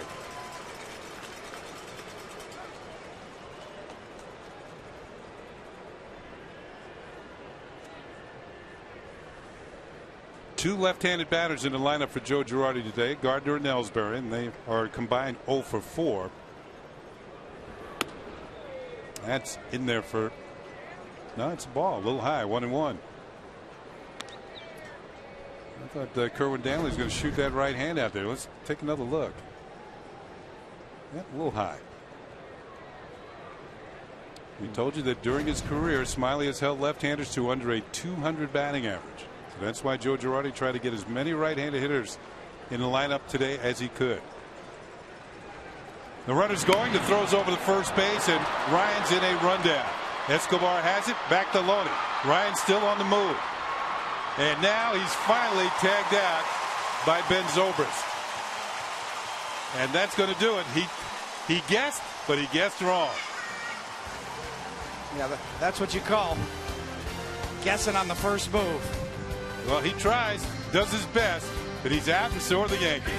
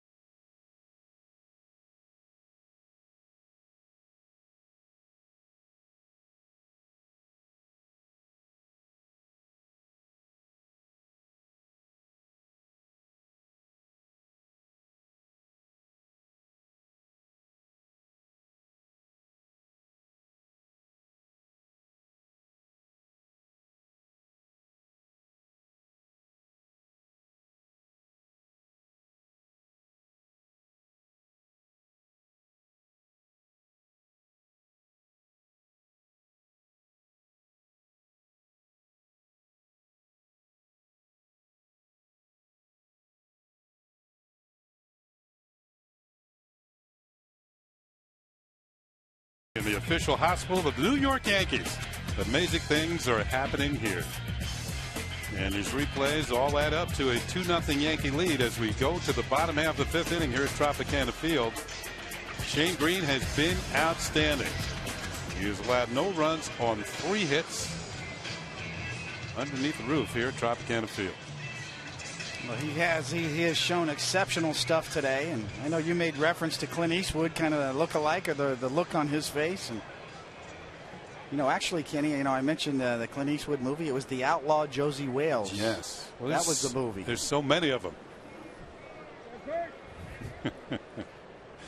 Where he's on the horseback and he's chewing tobacco and spits on the Doberman's forehead. My favorite scenes in a Clint Eastwood movie. Here's Curt Casale, the catcher, had a base hit his first time up, and he'll take a pitch for a call strike. How about the good, the bad, and the ugly?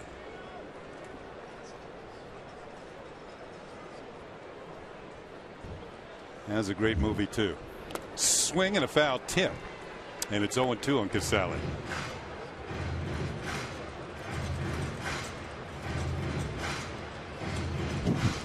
The man with no name.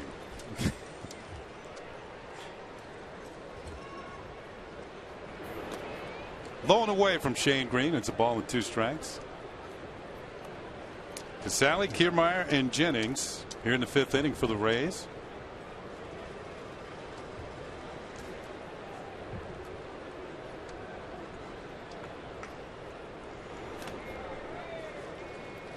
Count levels at 2-2. He misses with a breaking ball down low.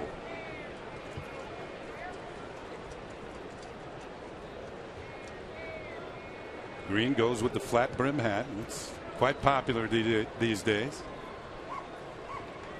Right out of the box, Swing and a miss. Strike 3. A good sinking fastball. Strikeout number 8 for Shane Green. Just 1 away from his career high. It's like a bowling ball coming in. Bottom just drops out of it. That's one of the most impressive parts of Shane Green, is you see that movement exploding late, right in front of home plate. When the movement happens, he gets outstanding leverage on that sinker. Always seems to throw it downhill. Here's number 9 hitter Kevin Kiermaier, who struck out. This time he bunts, pops it up. Cervelli's there, makes the catch. So he fouls out to the catcher, attempting to bunt his way on base. 2 down here in the 5th. Number 8. Well, thank you very much. 1 pitch and 1 out. Kiermaier kind of conceding the at bat on the first pitch. And certainly he's got some speed, and trying to bump for a hit sometimes is a good idea. But if I'm on the mound right there, Kenny, that's thank you very much. Just saved me about 7 pitches. Back to the top of the order in Desmond Jennings. And he'll take a pitch for a strike. There's only 2 Rays hitters. We're only in the 5th inning. And Shane Green has not struck out as of yet. Jennings is 1, and Beltran is the other. Everybody else has struck out at least 1 time. This pitch is fouled off, and it's 0-2.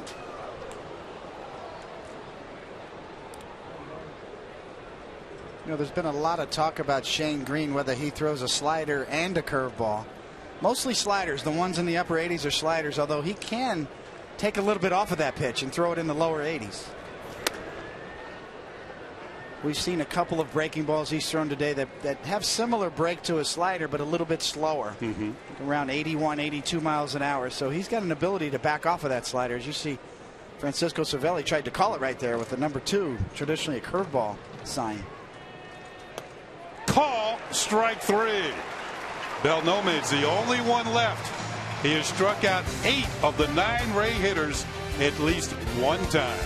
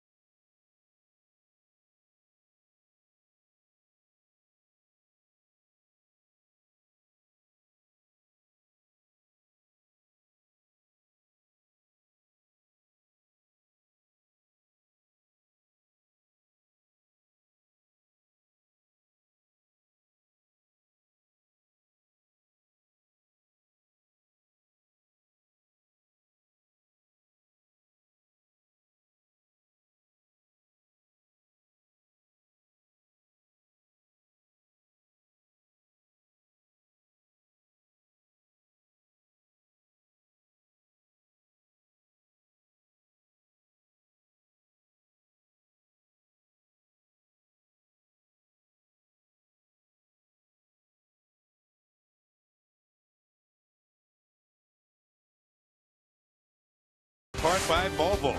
Test drive one today at your Volvo local dealership and experience the wonder of summer. By People's United Bank. See what know-how can do. And by your Tri-Honda dealers. Hurry to your local Tri-Honda dealer for great deals on the 2014 models. Looks like things have cleared up outside of Tropicana Field. The sun is out shining brightly as Brett Gardner takes a pitch high for ball one. He's leading off the 6th inning. He was at the plate when Brendan Ryan was caught stealing. In a long rundown, he hung on as long as he could, but the Rays finally tagged him out. And here's a pitch to Gardner. It's a ball and a strike on the Yankee left fielder. Struck out and flying out to right.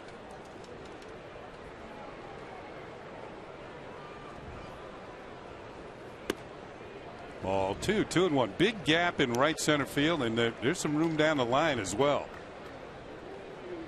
Gardner tied for second with 7 triples. Alex Rios of Texas leads the league with 8. That pitch is inside, ball 3. Because Gardner led the league in triples last year with 11. That is a fun thing to watch, him run out a 3-base hit. Yeah, that's one of the reasons he leads the Yankees in slugging percentage. Pitch is fouled off. To go with his career high of 15 home runs this year, 7 triples. That's why Brett Gardner, coming into this game with a .452 slugging percentage, leads the Yankees as a leadoff hitter. 18 doubles, 7 triples, and 15 home runs. He's driven in 50 runs. Most of those out of the leadoff spot. 3-2 pitch is called, strike 3. Gardner thought it might have been low. But Drew Smyly is credited with his 4th strikeout. Well, it certainly got part of the plate and looked like it came in right in the middle of the front knee. See, that ball's on the plate and just right at the knee. Too close to take.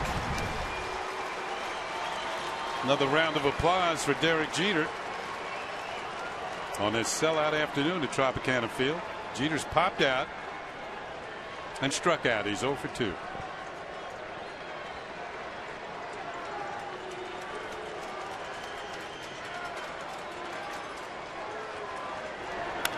And he fouls the first one over the Rays bullpen, and it's a souvenir.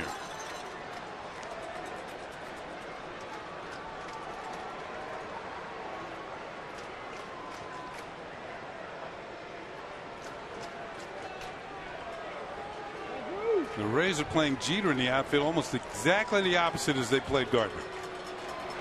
Ground ball to the right side. Charging is Zobrist. And that is going to be out number 2. Time to check out tomorrow's starting pitchers, brought to you by Verizon Fios, making life more entertaining with America's fastest, most reliable internet. That's powerful. For the Yankees, Hiroki Kuroda is going to get the start, trying to level his record at 8-8. And Jeremy Hellickson, his first start against the Yankees this year. He was injured early in the season. Coverage begins at 12:30 p.m. right here on Yes.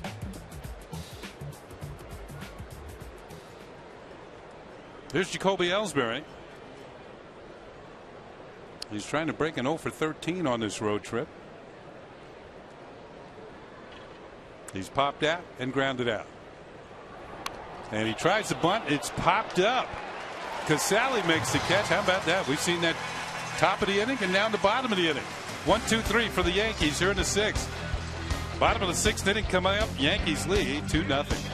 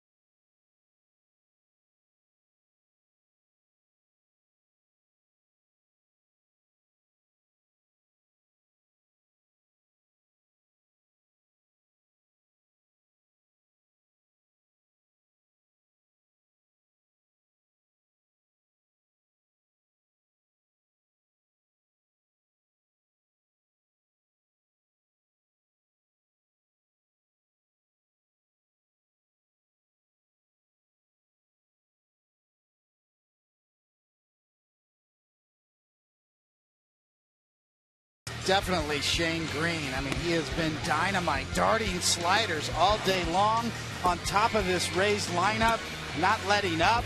Good heavy sinkers to go with it, running them in on Evan Longoria, dealing him fits. A lot of funny swings. Shane Green.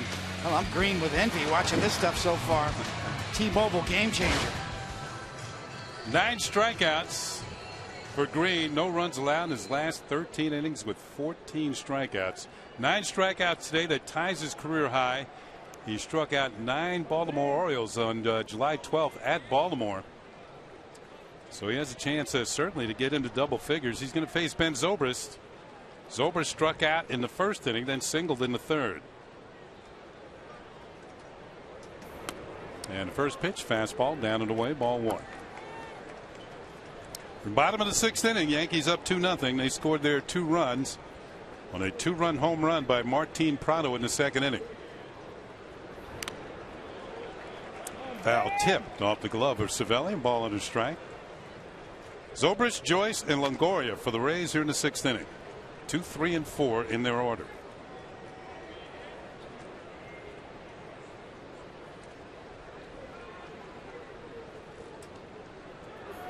Bouncing ball. This is going to be foul. Nice play by the fan. Has himself a souvenir. That's a prime seat for ground balls foul on the right field side.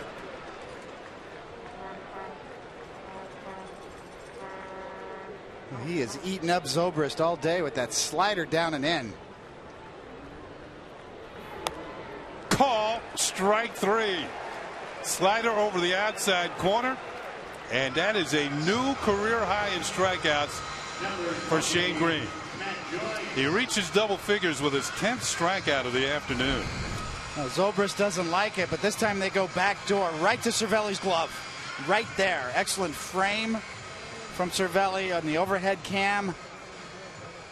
Ooh, just around the plate a bit, maybe catching the front right edge. And just borderline low, but a perfect 2-strike pitch. Here's Matt Joyce, who will take a pitch for a strike. He's fouled out to Cervelli and struck out swinging. Now, be honest, you would want that pitch, wouldn't you, if you're pitching? You know, it's probably not going to register a strike on the radar tracking technology, but give Cervelli a lot of credit for setting up and framing that pitch very well, and give Green credit for making a perfect 2-strike pitch. Mm-hmm. When you're around the plate all day and you got it working, you're going to get some calls like that. Just a little bit low, 1 and 2.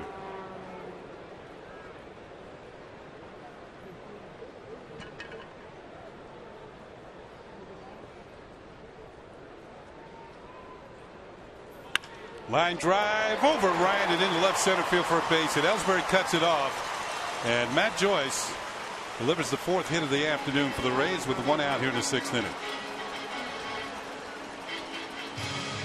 Number 3, Evan Longoria. Well, good job by Joyce, as it's a cutter that doesn't quite get in. And Joyce kind of fights it off. You see here. Actually trying to go back door. Give Joyce a lot of credit. Wasn't that bad a pitch, trying to throw a strike. Cervelli setting up a way. It's a backdoor slider in a pretty good spot, and Joyce just goes out and covers it. 1 on, 1 out. Longoria to the plate. He has struck out twice, swinging in the first and swinging again in the third.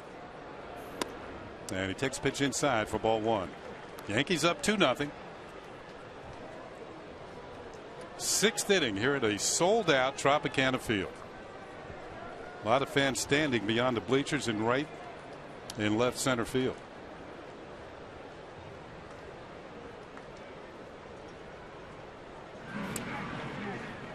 Check on Joyce at first.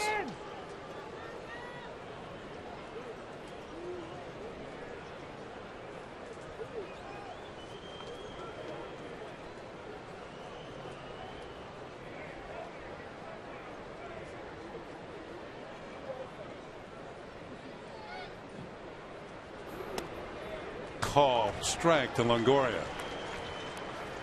1 and 1. You know, and Shane Green's going to give Cervelli a chance to throw out just about any base runner because he's very quick to home plate. hardly any leg kick at all. He's developed a nice little semi-slide step towards home that quickens up that delivery. Ball is hit in the air to left field. Coming on is Gardner, and he won't be able to make the catch. The ball falls in front of him, kind of off the end of the bat for Longoria, and the Rays have 2 on with 1 out here in the 6th inning.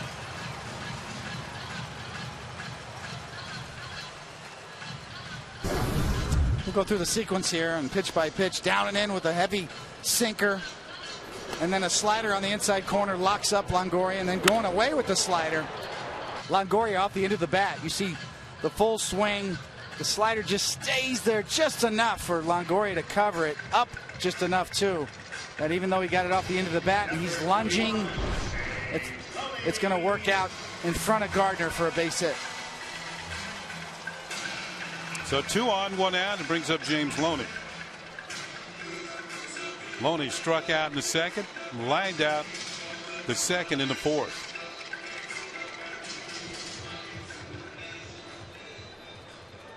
'87 pitches, 59 strikes for Shane Green so far. Only 28 balls. Looking for a ground ball double play here.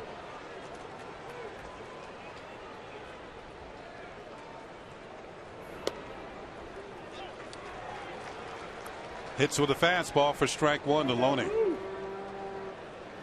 I told you Loney, one of the tougher hitters in the league to strike out, but Shane Green struck him out and in the 2nd inning.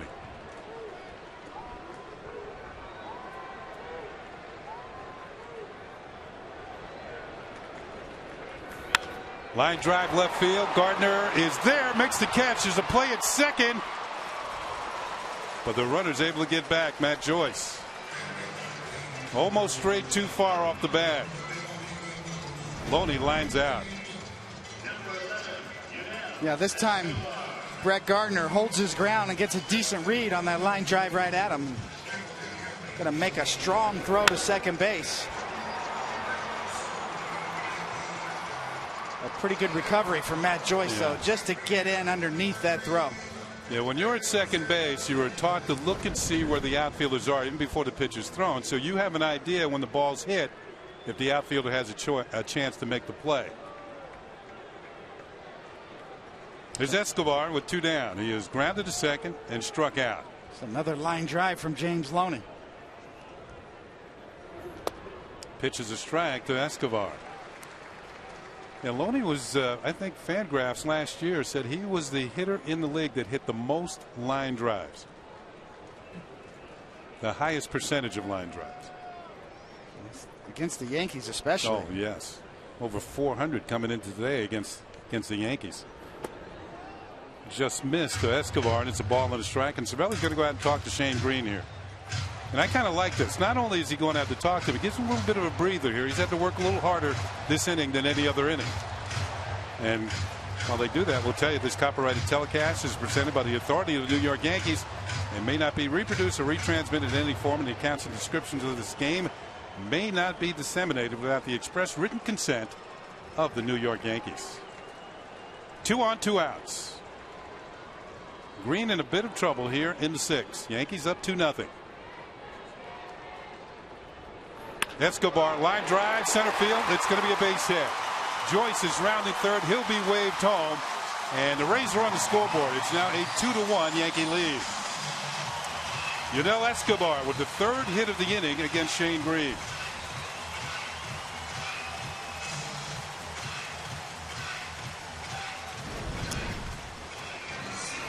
You see, it's a slider that kind of stays up. Shane Green trying to get a strike. He's thrown that front door slider a lot today to right-handed batters. That one kind of hung up there a bit. And Escobar, a notorious first pitch swinger. As you see, that ball is elevated and stays right there, and Escobar's ready for it. Going to take an RBI single with him. I was going to say, Coney, it's a couple of elevated sliders this inning, and sometimes that's an indication a pitcher might be getting a little tired here. 92 pitches have been thrown by Shane Green. It's now a 2-1 ball game. Here's the only hitter he hasn't struck out this afternoon, Vince Belnome, who's walked and grounded to 2nd. Bouncing ball to 2nd once again. The flip to Ryan, and that's going to be the force. The Rays do pick up a run on 3 hits, but at the end of 6, the Yankees have a 2-1 lead.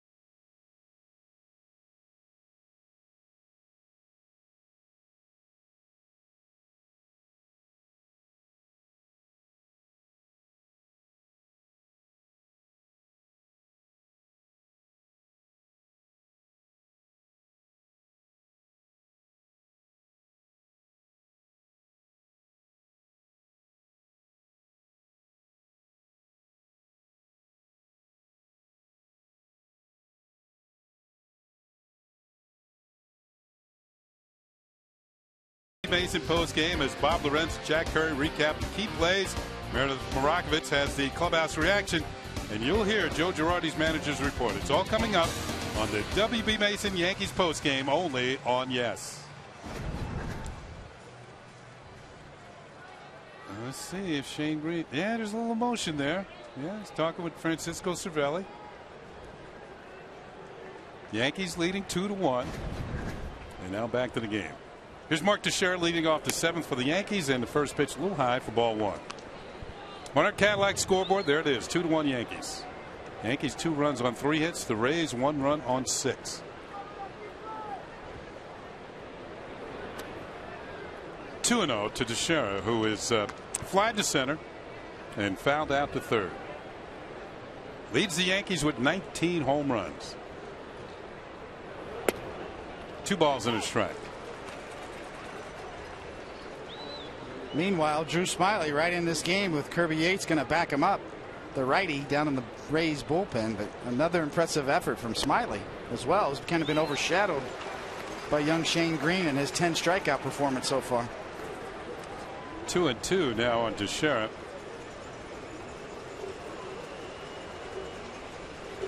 Foul to the plate. Interestingly enough, the Rays are one of the teams that shifts the most. Before Mark Teixeira had 2 strikes, Zobrist was on the left field side of second base. Now, when he has 2, maybe the feeling is Teixeira's more apt to hit the ball the other way, so he moves back over to the right field side.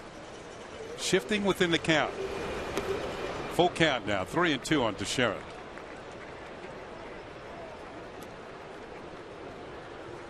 Joe Madden, of course, is he the manager that started all this shifting? I think he was one of them, for sure. 3-2 pitch. Teixeira lines it down the left field line. It's going to be in there at least for a base hit.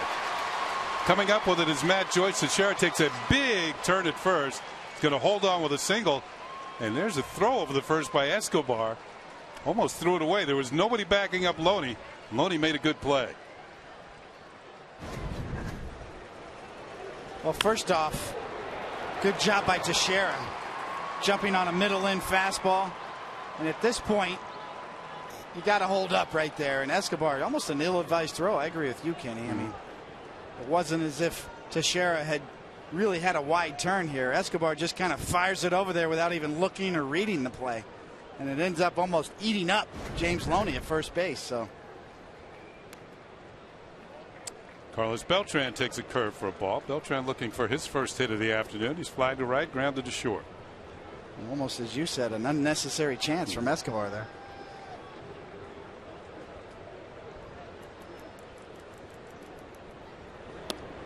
Ball 2-0. The shift is on for Beltran as well. The whole right side, with the exception of Loney, and he's holding on to Teixeira, is wide open.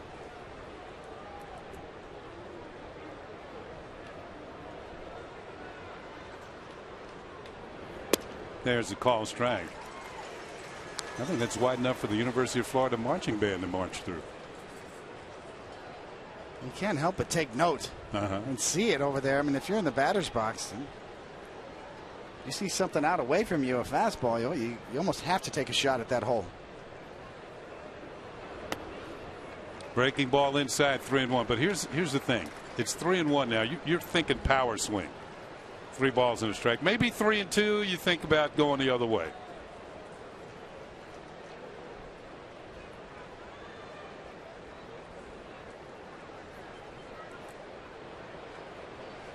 The 3-1 pitch is hit high in the air and deep. Going back is Joyce at the base of the warning track, makes the catch for the out. He was thinking power swing, but didn't get all of it. And there's one down. Yeah, Smiley's lucky to get this one back. Similar to the Martin Prado pitch earlier in the game that resulted in a 2-run home run. This one, middle in and up.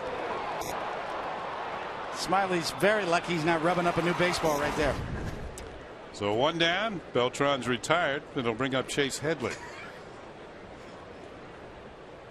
Ball was hit on the nose by Beltran. Swing and a miss by Headley, strike 1. Headley walked, stole the base, scored a run in the second, and also grounded out to short. So he's 0 for 1 on the afternoon. And the third of the 3 straight switch hitters in the middle of the Yankee order here.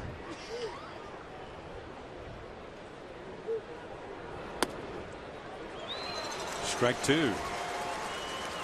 Well, Headley did make an error last night, and it did break a string for him of 62 straight errorless games. Very solid defensively. That's errorless games at third base.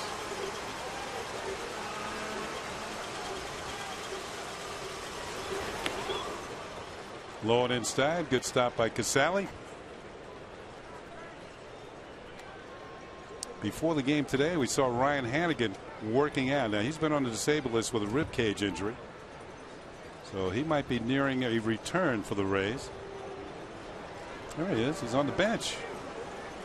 Yeah, they've got some help on the way, including Will Myers, last year's Rookie of the Year, who's close. And David DeJesus. Got some reinforcements that could clearly help the Rays down the stretch run. Ball and 2 strikes on Headley. 1 out, 1 on for the Yankees here in the 7th inning. Pitch is hit on the ground towards third. Longoria backs up, throws the second for one to Zobrist. On the loney, it's an around the horn double play. A 5-4-3 double play will end it for the Yankees here in the top of the 7th inning.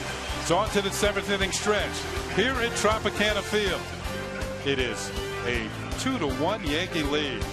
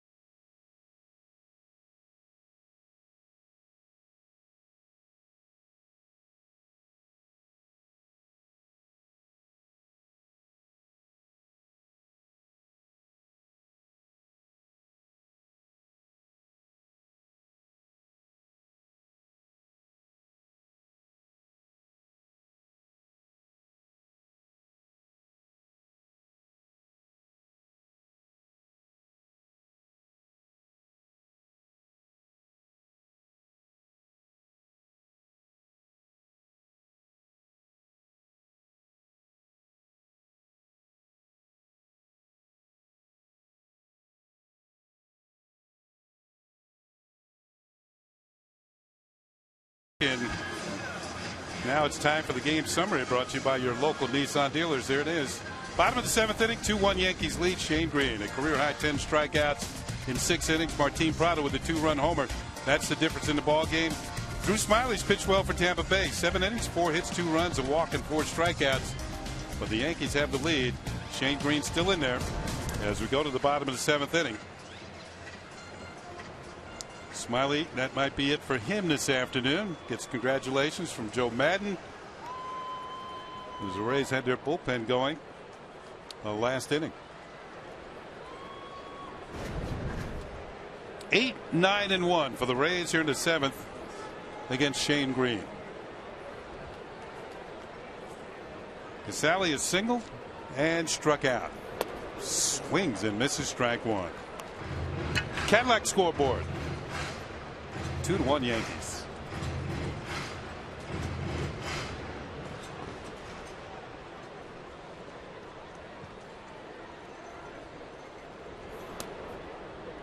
A ball and a strike.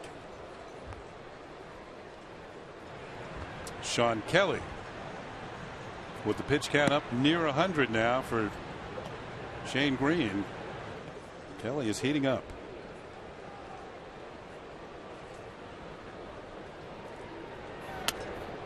Two balls and a strike.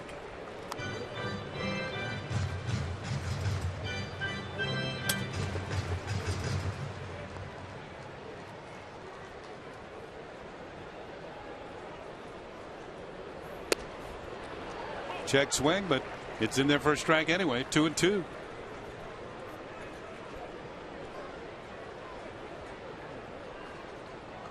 It's more of the same from Shane Green. Unpredictable fastball count, dropping a slider over for a strike. And now the count is run full. Shane Green's season high in pitches at 113 on July 21st against Texas. But he threw those 113 pitches in 5 2/3 innings. He was struggling that afternoon. 3-2 pitch. Foul back.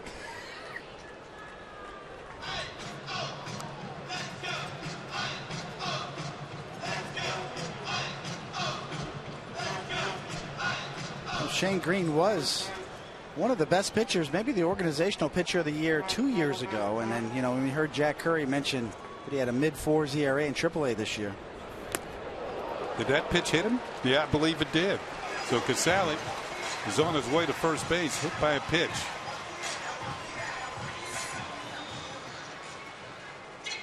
See, that'll send the manager right to the binder as this gets him just on the shirt. Maybe a button going by. A little bit of a ricochet. Tailing fastball. 3-2 count. Let's see how the Rays want to play this. Kiermaier's already tried to bunt his way on for a base hit and didn't get it done in the 5th inning when he found out to Cervelli. This might be a sacrifice situation.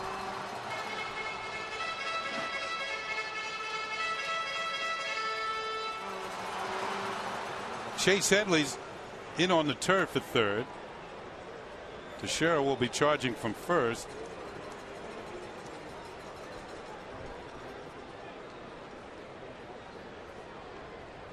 There's the attempt, and it's pulled back, and it's ball 1.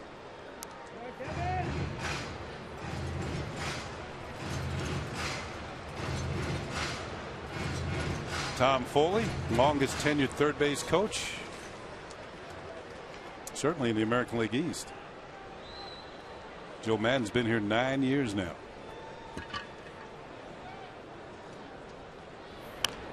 Swings away, slow roller, and there's no play at second. The throw to first is not in time. There was nobody covering at second base when Headley looked that way. And Kiermaier has great speed, and by the time Headley threw to first, Kiermaier was safe. You can see Martin Prado starts towards second and then breaks back. And on a little nubber like that back to Chase Headley, that would have been a tough chance to go to second. Almost probably should have just gone to first right off the bat. But you see Prado comes into the scene right here. And of course, Martin Prado's never played second base before, so he got kind of hung out to dry, not knowing where to go. There was a couple of things going on there. When the bunt is laid down, the second baseman, his first duty is to cover first. It's a shortstop who should be at second.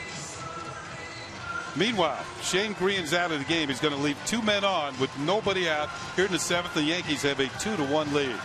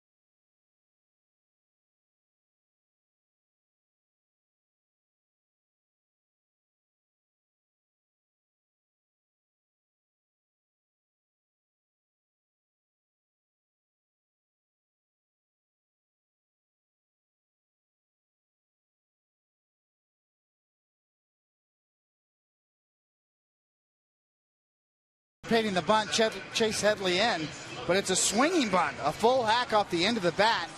You see, first off, seems like both of these guys kind of crunch. Both the middle infielders kind of crunch, and Prado sees Ryan break towards the bag, so then he goes to first. Headley anticipating Ryan to be on the bag, as Ken Singleton said. And it was sort of I got it, you take it. And the middle infielders, with a lack of communication on that play, left second base vacated. Would have taken a really good throw from Headley to cut him down, but once he sees vacated second base, there's no time to get the runner at first base at that point. Yeah, the throw should have been to second, and I believe Ryan should have been there. Because if you're expecting the bunt, that means Prado's going to be moving towards first to begin with. And that means the shortstop has to cover. Here's a bunt here. Teixeira looks at third. Flips to first for the out as Jennings gets the sacrifice down. So the Rays move the tying run to third with one out, as Forsythe is now running. And they move the go-ahead run down to second.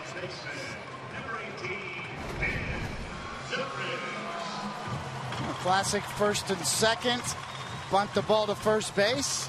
Not actually the best way to execute that, because Teixeira had a free run to charge in there, and the Yankees had the wheel play on with Ryan breaking to third. Generally, you want to make the third baseman field that particular bunt. Teixeira, maybe a little more aggressive, could have had a play at third there.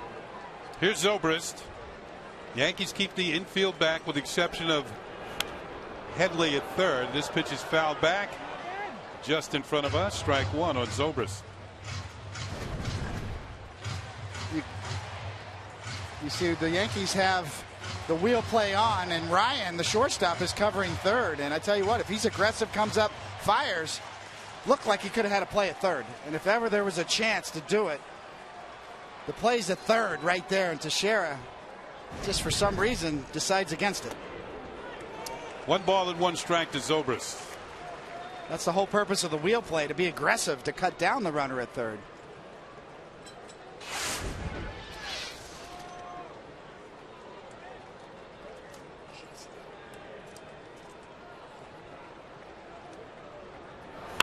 Bouncing ball slowly. Teixeira has it, steps on the bag for the out, but the Rays have tied the game as Forsythe comes in to score. He was running for Casale.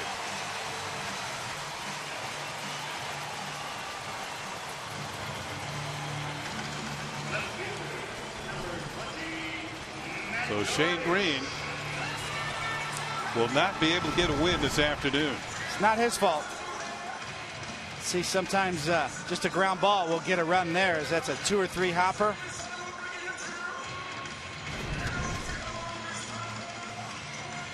Shane Green with an outstanding effort once again here today, back-to-back. Really good starts for him. Couple of, in my opinion, couple of botched plays in that inning that either one of them could have yielded something more than the Yankees got. Here's Matt Joyce, who's 1 for 3, and he takes a pitch from Kelly for a strike. Yeah, a little emotion there as the Rays tied the game.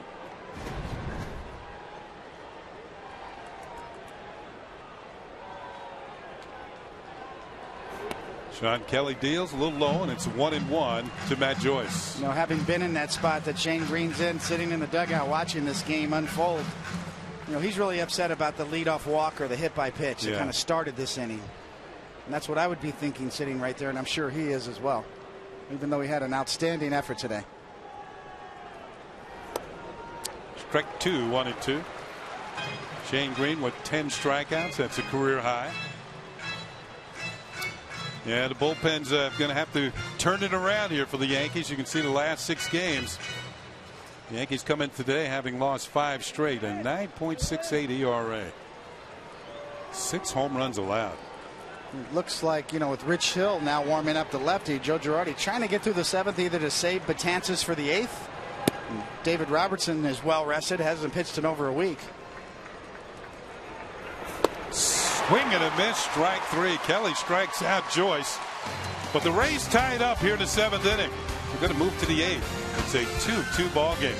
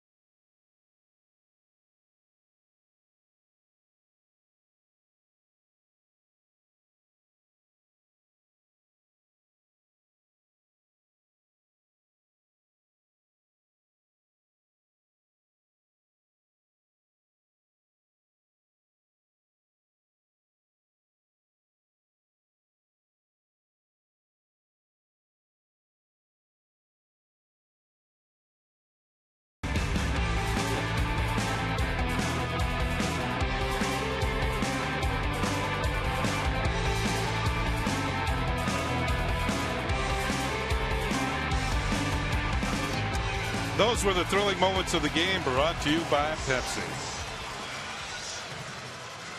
Now it's time for the Verizon call to the bullpen as Joe Madden makes the move. And he brings on the right-hander, Brad Boxberger. We saw him last night. Very good fastball.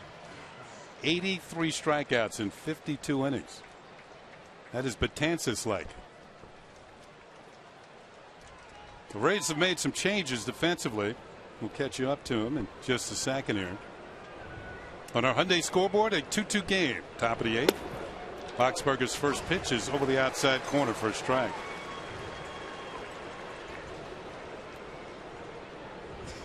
Prado's 2-run homer. That's the scoring for the Yankees. That came back in the second inning.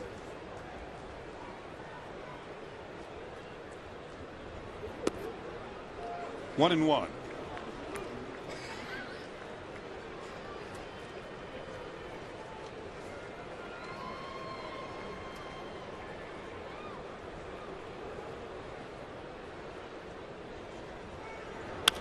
Ball is popped up into foul territory. There's some room, and Loney will put it away for the out. One down. The Rays have made some changes defensively. Zobrist has moved from second base to left field. Logan Forsythe, who went in as a pinch runner, stays in the game at second, and the new catcher is the veteran Jose Molina.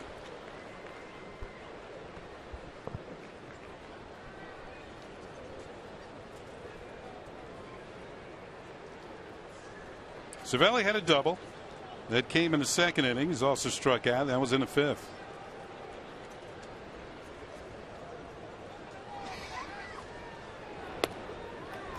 Off-speed pitch is in there for a strike.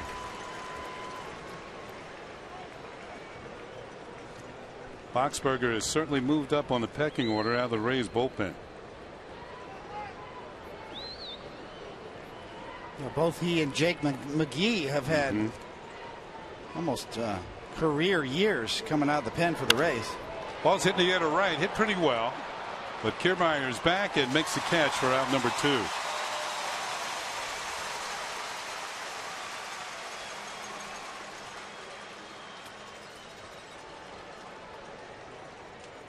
The left-handed batters against Boxberger this year, as Stephen Drew's going to come up and hit. He'll hit for Brendan Ryan. Left-handed batters are hitting .077 against Boxberger. Righty's not much better, .204. Your attention, please. Pitching for Ryan, number 33. So Brendan Ryan, while he was in there, was 1 for 2. He had a single and 2 at bats. But he gives way to Stephen Drew here with 2 outs in the 8th inning. George Girardi goes to the bench.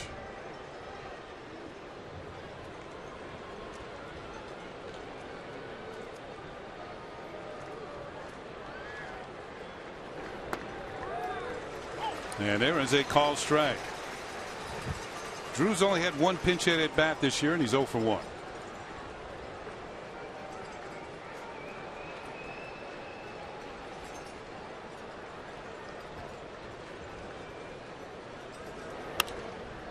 Foul ball back and just to our left, and the count is 0-2.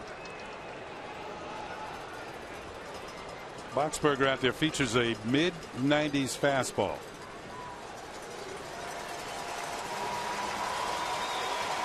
He pitched in last night's game, went 2/3 of an inning. Gave up a hit, but both the outs he recorded were strikeouts. He's the one who came in with the bases loaded and struck out Ellsbury and then Teixeira. Call strike 3. Stephen Drew caught looking, and the Yankees go 1-2-3 here in the 8th inning.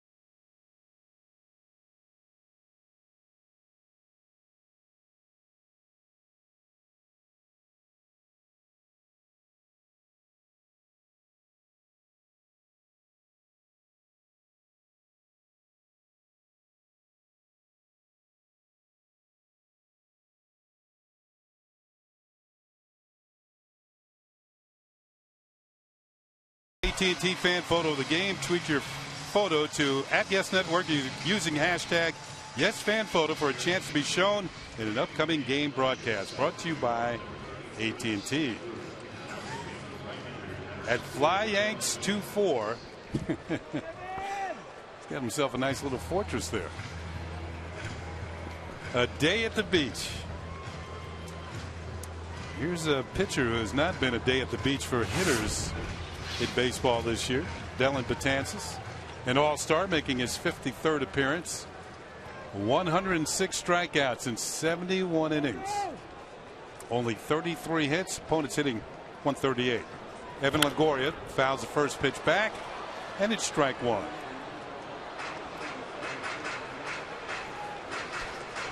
Longoria had a base hit in the 6th inning that helped build a rally that would score a run for the Rays. Hyundai scoreboard 2-2. Bottom of the 8th. That's outside for a ball. 1-1. Longoria, Loney, and Escobar.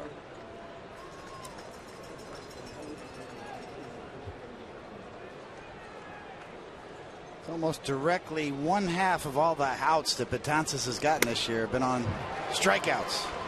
A 98-mile-an-hour fastball, too much for Longoria right there. Working on another one here on 1-2 and at 98 miles an hour. That is well late. Ball's almost in the glove before Longoria's bat gets through the zone. Woof. 97.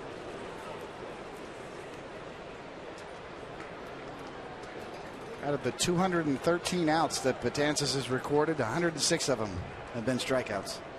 And here comes the slider.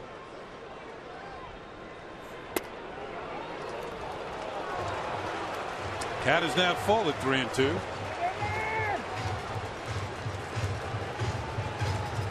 On deck is James Loney.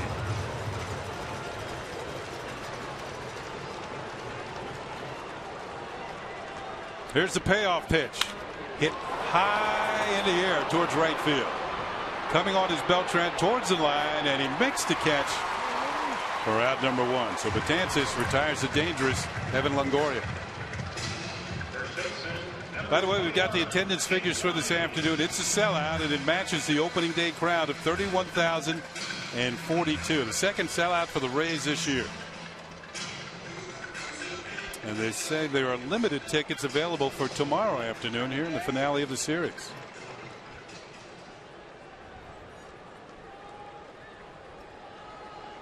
Here's Loney, who's 0 for 3 this afternoon. And that fastball is downstairs for ball 1.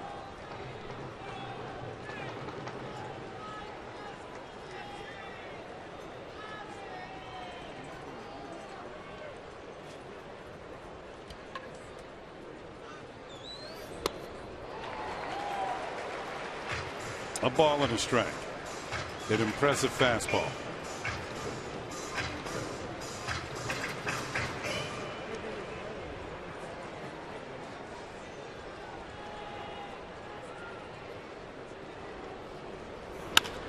Bouncing ball to the right side for Prado. He straightens up, throws him out. 2 up and 2 down here in the 8th.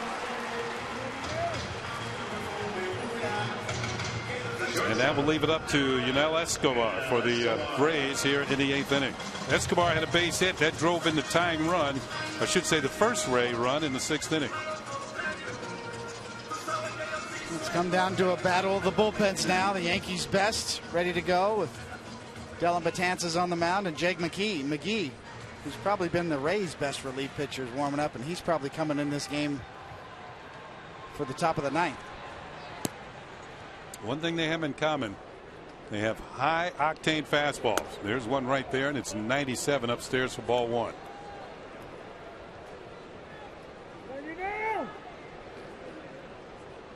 You're looking at the modern bullpen pitchers. These are the guys who light up the radar guns. Pitch is fouled off. 98 miles an hour. They know they have to go an inning, maybe 2 at the most. Yeah, it was in Betances' last outing where he got stretched into the 3rd inning and gave up the home run to Pedro Scope on a curveball that kind of hung on the inner half. A knee-buckling breaking ball for a call strike. Escobar backs out, and he's kind of smiling after this one.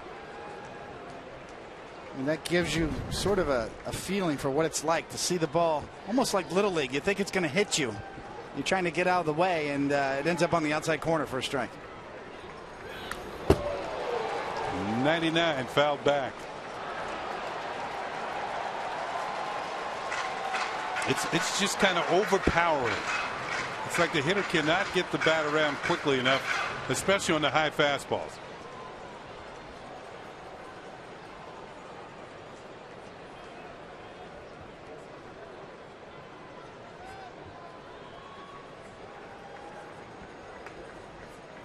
Two outs, nobody on, 8th inning in a 2-2 ball game. Swing and a miss, strike 3. Betances does pick up a strikeout this inning. He retires Escobar on the breaking ball. After 8, was still tied at 2 as we head to the 9th.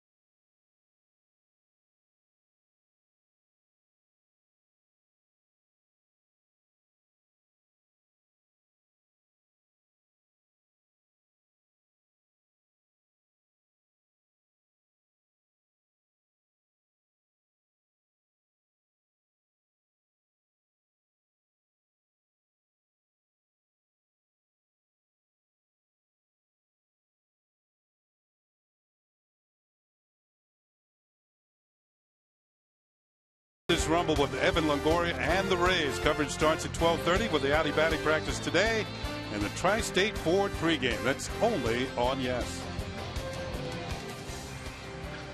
New pitcher in there for the Rays. And it is their closer, Jake McGee. 13 saves thus far this year. Minuscule ERA and only 12 walks versus 72 Ks. There's a lot of hard throwers in the league, but I think it was McGee's fastball that averaged the fastest in the league last year, around 97. He might have company up there this year. We just saw Betances out there, and I don't think the slowest pitch he threw was 96 that inning. First pitch to Gardner is in there for a call strike. Now, to be a closer, you got to throw strikes. We've seen it from David Robertson this year, and of course over the years from Mariano Rivera. Speaking of David Robertson, he has not pitched in a game in 11 days, and he's warming up in the bullpen. And Adam Warren's right beside him too, because on the road you don't want to bring Robinson into a tie game. You try to save him for a save situation, obviously, and Adam Warren right there probably coming in if this game's tied. If the Yankees can manage a run here, then it's Robbie's game.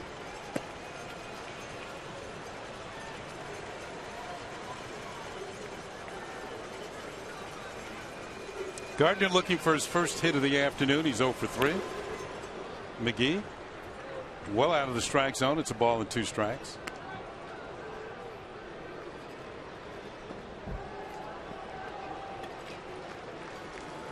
The fact that Warren and Robertson are both warming up suggests to me, Kenny, that it might just be a 1-inning appearance for Betances at this point. Otherwise, why would Warren be warming up?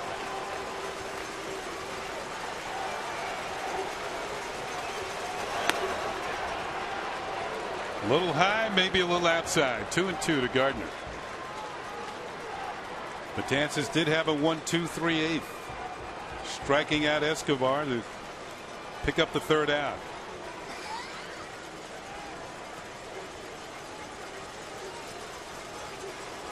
Gardner pops one foul over the Yankee dugout, and the count will remain 2 balls and 2 strikes. Yankees picked up their 2 runs way back in the 2nd inning. A 2-out walk to Chase Headley. He stole second, and that was followed by a home run by Martin Prado off Drew Smyly. Well, the Yankees have been held off the board since then.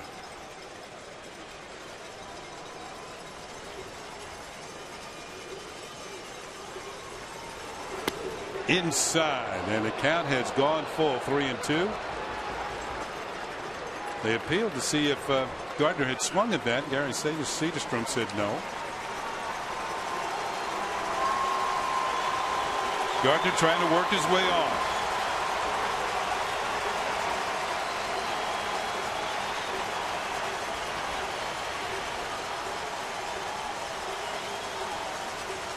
Here comes the payoff pitch, and it's popped foul over our heads, and the count will remain 3 balls and 2 strikes.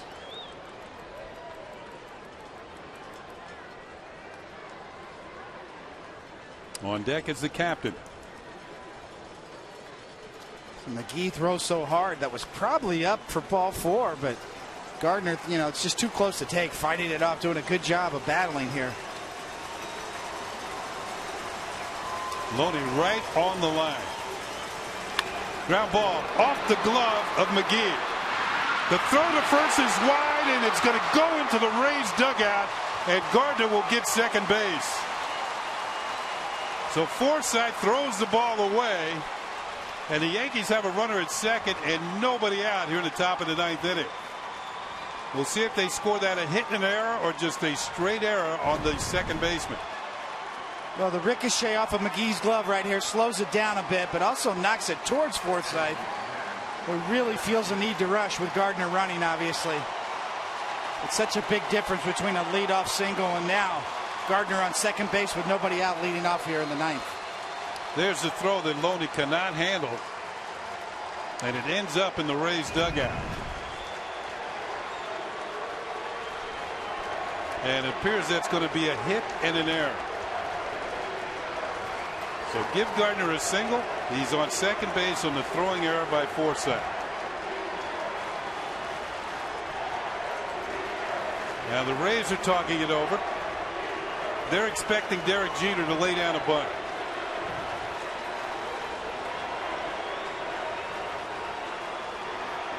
So far this year, Jeter's among the league leaders in laying down sacrifice hits. He's got 7 of them this year.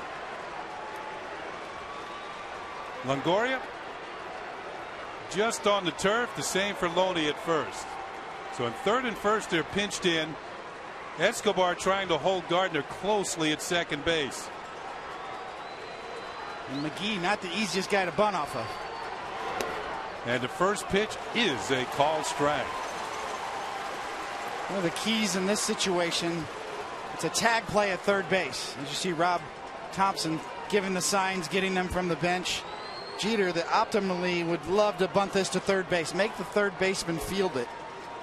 Because if you bunt it to first base, Loney's got a free run to charge, and then Longoria could backtrack and potentially create a play at third base. So Jeter needs to try to bunt this ball to third base if he can. He takes, and that's low, 1-1. One thing that helps Jeter out, he has a very speedy runner at second base in Gardner. And you're right about the fact that it's going to have to be a tag play to get him, because that means the throw has to be very accurate. You don't, it's not where you get a force play and all you do is catch it. See Longoria more holding his ground. Loney with a free run to charge hard. Look out, up and into the captain, snaps his head back. And the count is now 2 balls and a strike. He almost walked into that one.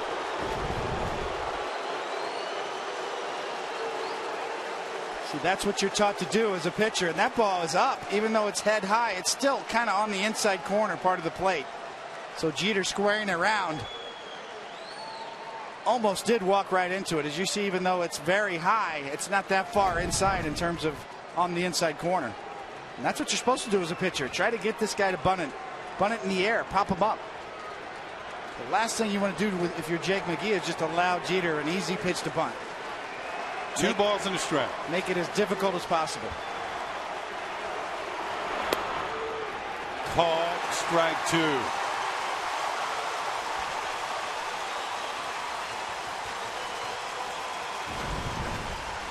After the up and in, this one's down and away. The Rays have not given up on the fact that Jeter would bunt, even though he's got 2 strikes. I think Jose Molina may catch that low strike better than anybody in the game. Borderline low pitch. He makes look right at the knees. This could be a key play in this game. Jeter hits it hard to the right side and into right field for a base hit. Gardner's rounding third. Here's the throw to the plate. It won't be in time, and the Yankees take a 3-2 lead.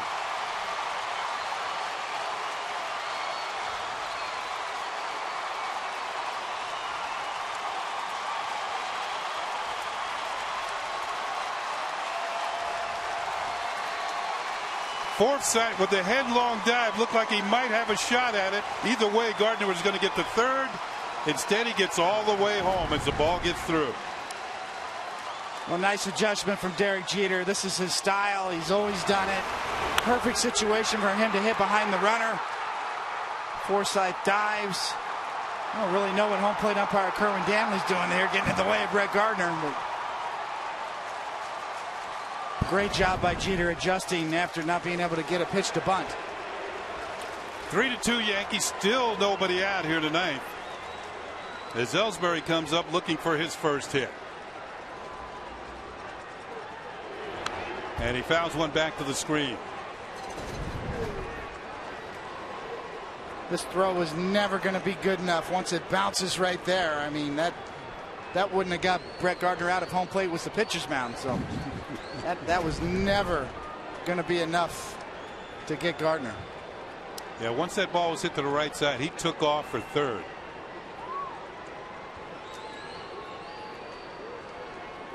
Jeter with his 32nd run batted in of the season puts the Yankees in front here in the ninth. Swing and a miss by Ellsbury, strike 2. Now there's only one pitcher throwing in the Yankee bullpen. It's David Robertson. He's been waiting for a save opportunity for a while now, several days. 11 days.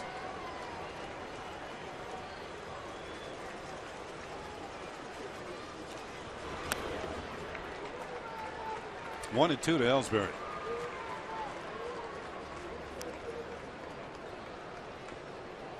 Yankees trying to build some insurance runs here. Remember, there's still nobody out. Gardner scored his 75th run of the season.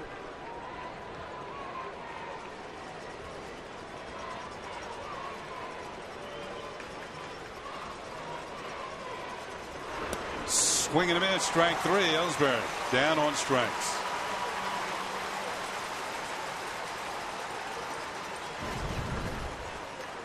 Well, this is 98 miles an hour, just below the knees.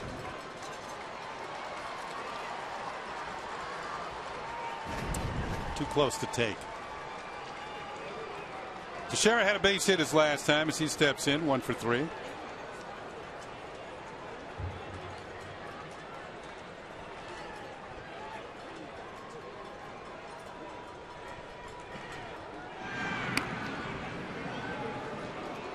Maybe Jeter doesn't steal as much as he used to, but he is 8 out of 9 this year. So he knows how to pick his spots, that's for sure.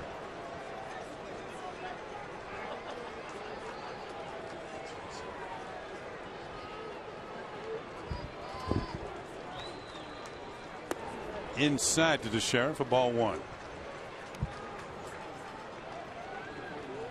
So an exciting turn of events for the Yankees. They hadn't scored since the 2nd inning. Gardner with a roller towards second, deflected off the pitcher's glove. Forsythe throws it away, hit an error. Jeter attempting to bunt, can't get that done, but singles in the runner. As Gardner scores, Ellsbury is struck out, and all that leads adds up to a 3-2 Yankee lead.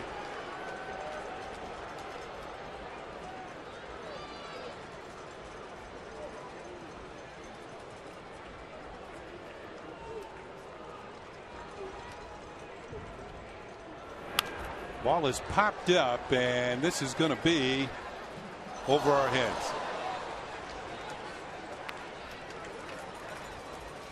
A ball and a strike on Mark Teixeira.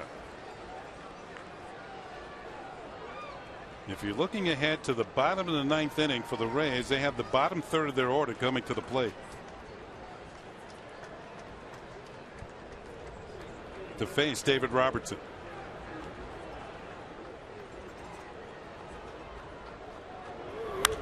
Teixeira pops another one foul behind home plate. Molina takes off the mask this time, but this too will reach the seats.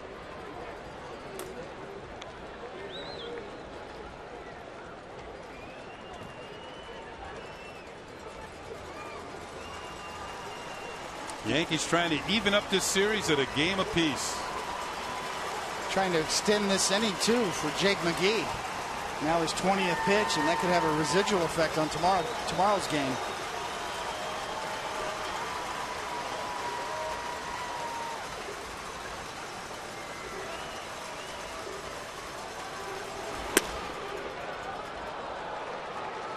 Two and two on Teixeira.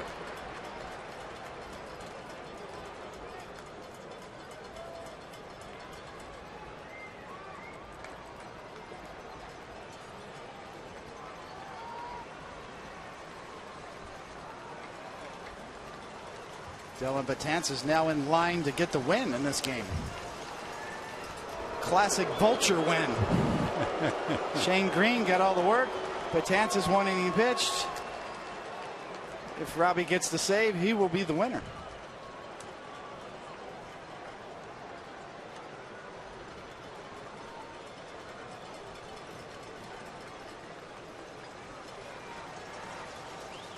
Throw to first, and Jeter's back.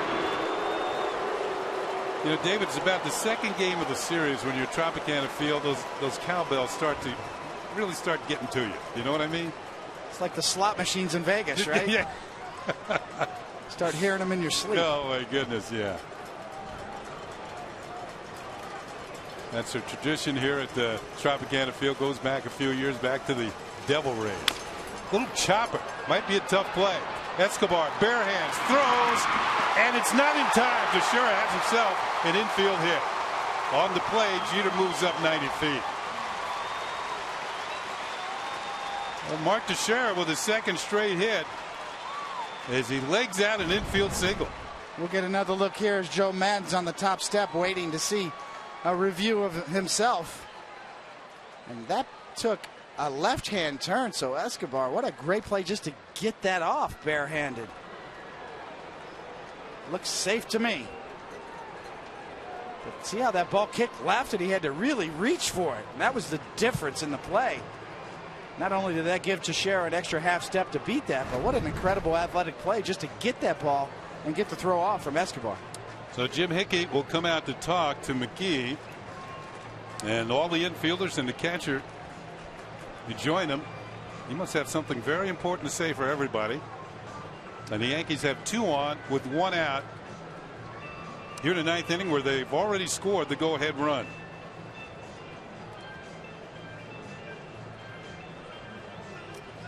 So a semi-quick discussion as Kerwin Danley, the home plate umpire, breaks it up. That'll bring up Beltran with 1 out and 2 on. So a rare infield hit for Mark Teixeira. You know, I didn't want to say that, but you did. Maybe that's why I was smiling when he was talking to Mick Kelleher, first base coach. I didn't get many of those myself. 2 on 1 out. Beltran with a chance to drive in some more, and he takes a pitch high for ball 1. As David Cohn pointed out, the pitch count is climbing for Jake McGee. Beltran is 0 for 3 on the afternoon. His last time out, he lined out to left field.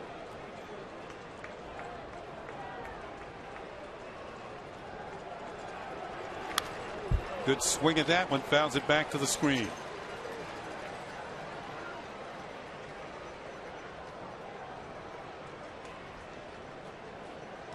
The Yankees in the mode to buy some insurance here in the 9th inning. They have a 3-2 lead.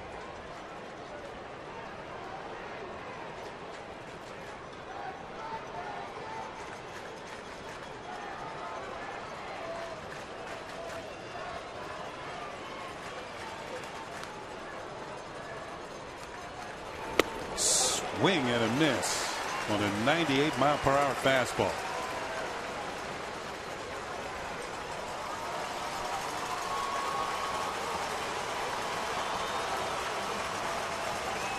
McGee has one of those fastballs. Sometimes you don't have to worry about location. You just have to get it over the plate. They're not going to catch up to it. No, not exactly aiming for the corners. No, he's aiming for the dish. That one just missed the corner. And it's 2-2 on Beltran.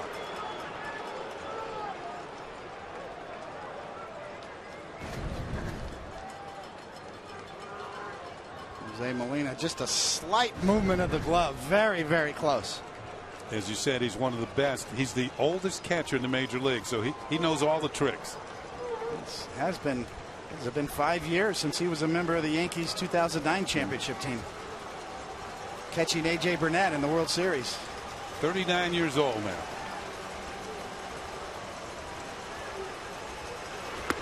Call, strike 3. Over the inside corner, Beltran caught looking. McGee's second strikeout of the inning. Well, right after we said he doesn't aim for the corners, he hits 2 corners in a row. Beltran doesn't like the call.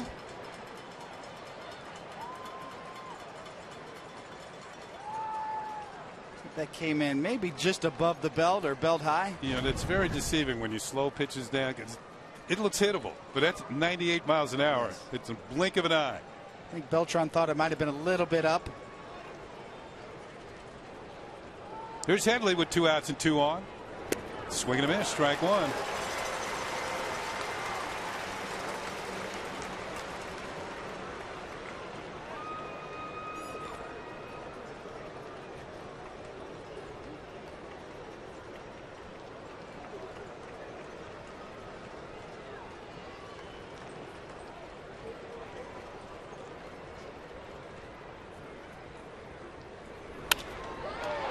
This is twisting foul, and it'll go over near the Rays bullpen and strike 2 on Headley. So Jake McGee has the Yankee third baseman deep in the hole, no balls and 2 strikes.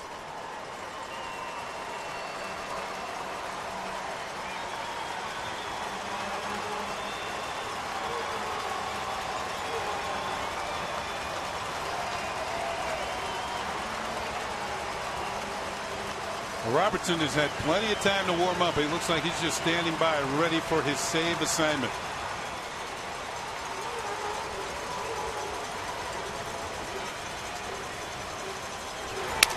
Broken bat, and it's a foul ball. McGee going to force Headley to pick up a new piece of lumber.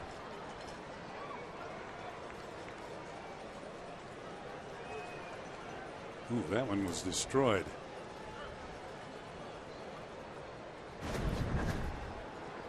Deep into the kitchen. Below the trademark.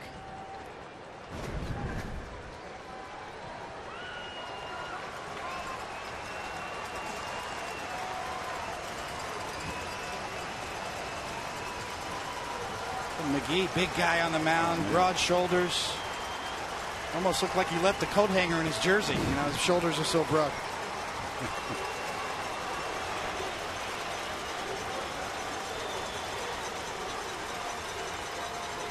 The 0-2 pitch. A ball and 2 strikes. 31 pitches now thrown by McGee. You're right. Joe Madden might not be able to use him tomorrow if needed. Got to believe that Jake McGee will be given the day off tomorrow. Dellin Betances, on the other hand, only 1 inning today, probably is available tomorrow as well. The 1-2 pitch, and it's hit high in the air to right field. Going to be a tough play for Kiermaier. He's on the run, still going, and he makes the catch for the out, ranging just in front of the wall in right field. Well, that'll do it for the Yankees as David Robertson's coming in. The Yankees pick up a run to take the lead. Brett Gardner with a hit, goes to second on an error, and then the captain, Derek Jeter, delivers to give the Yankees the lead 3-2 as they're trying to break a 5-game losing streak.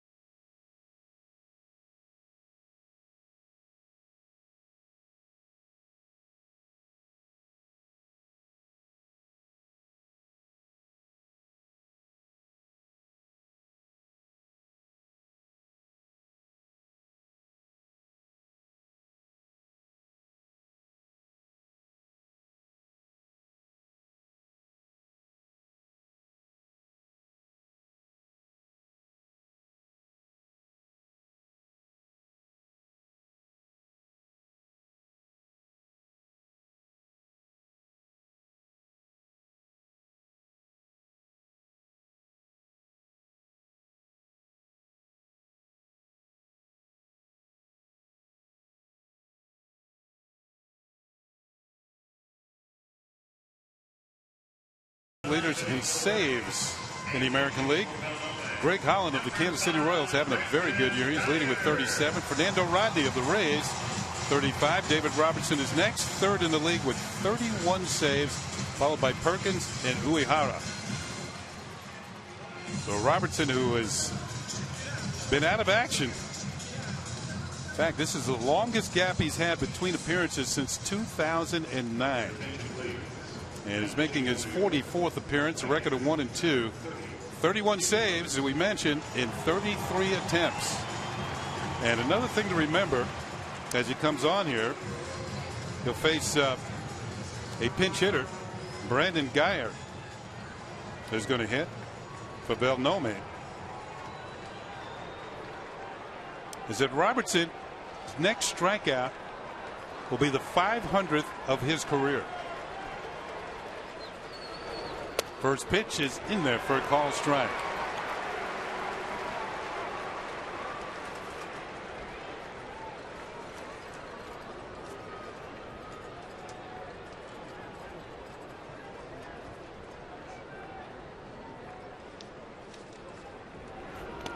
Low and away, 1-1.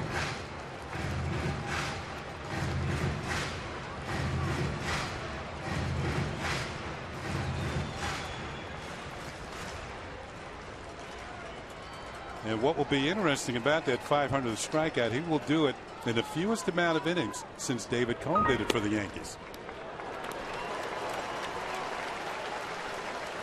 2 balls and a strike on Guyer. I did not know that. Well, now you know.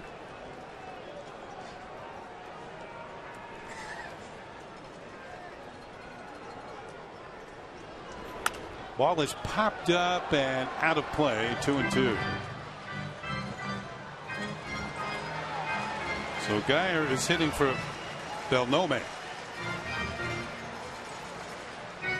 pretty remarkable when you think about David Robertson, and obviously replacing the great Mariano Rivera. In the Yankees history, there's only been 8 guys, 8 relievers that have had 30 saves or more in a season since the saves became an official stat.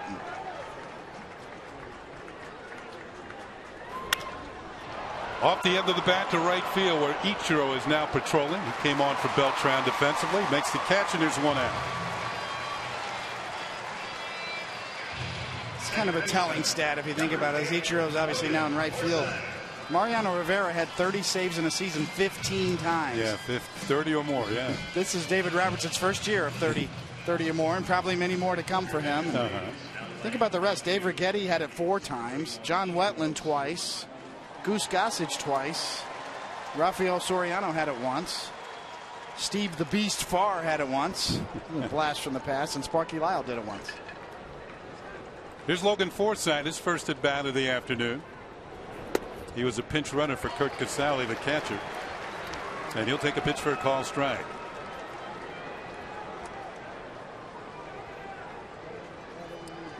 A pinch hitter has come out to the on-deck circle for the Rays. Strike 2 from David Robertson. Sean Rodriguez is on deck.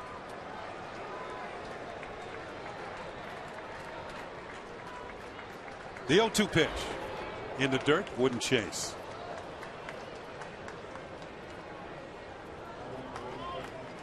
Forsythe started at second base last night and went 0 for 4. He reached on an error and scored a run. Looking for redemption. It was his throwing error in the top of the 9th that set up the Yankees innings. The inning with Gardner getting to second base.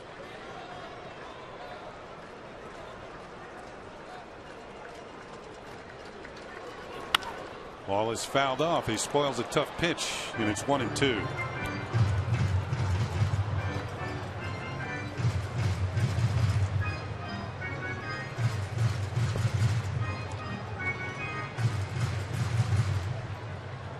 Robertson has been a strikeout machine. In fact, the Yankee bullpen has more strikeouts than any other bullpen in the American League. That gets beyond Cervelli, but it's ball 2. The combined Robertson 71 strikeouts in 44 innings. And Betances with 102 strikeouts and 148 in the 3rd innings. That's a lot of guys turning around, going back to the dugout.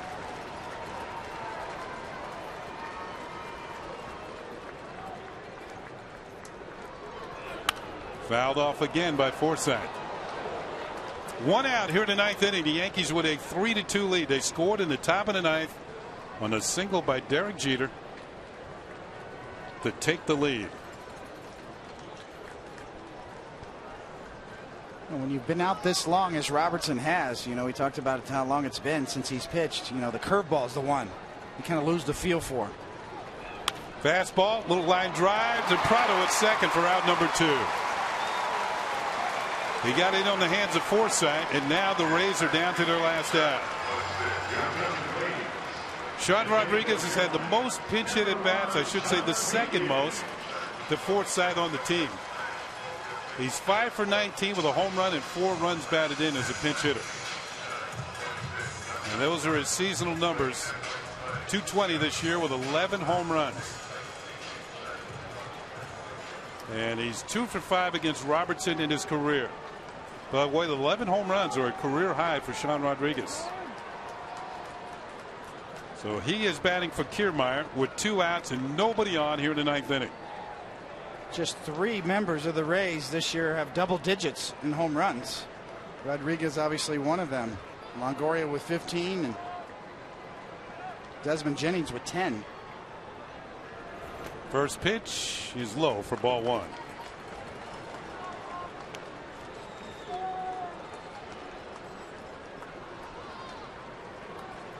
Yankees trying to put this one in the win column. It's been a while.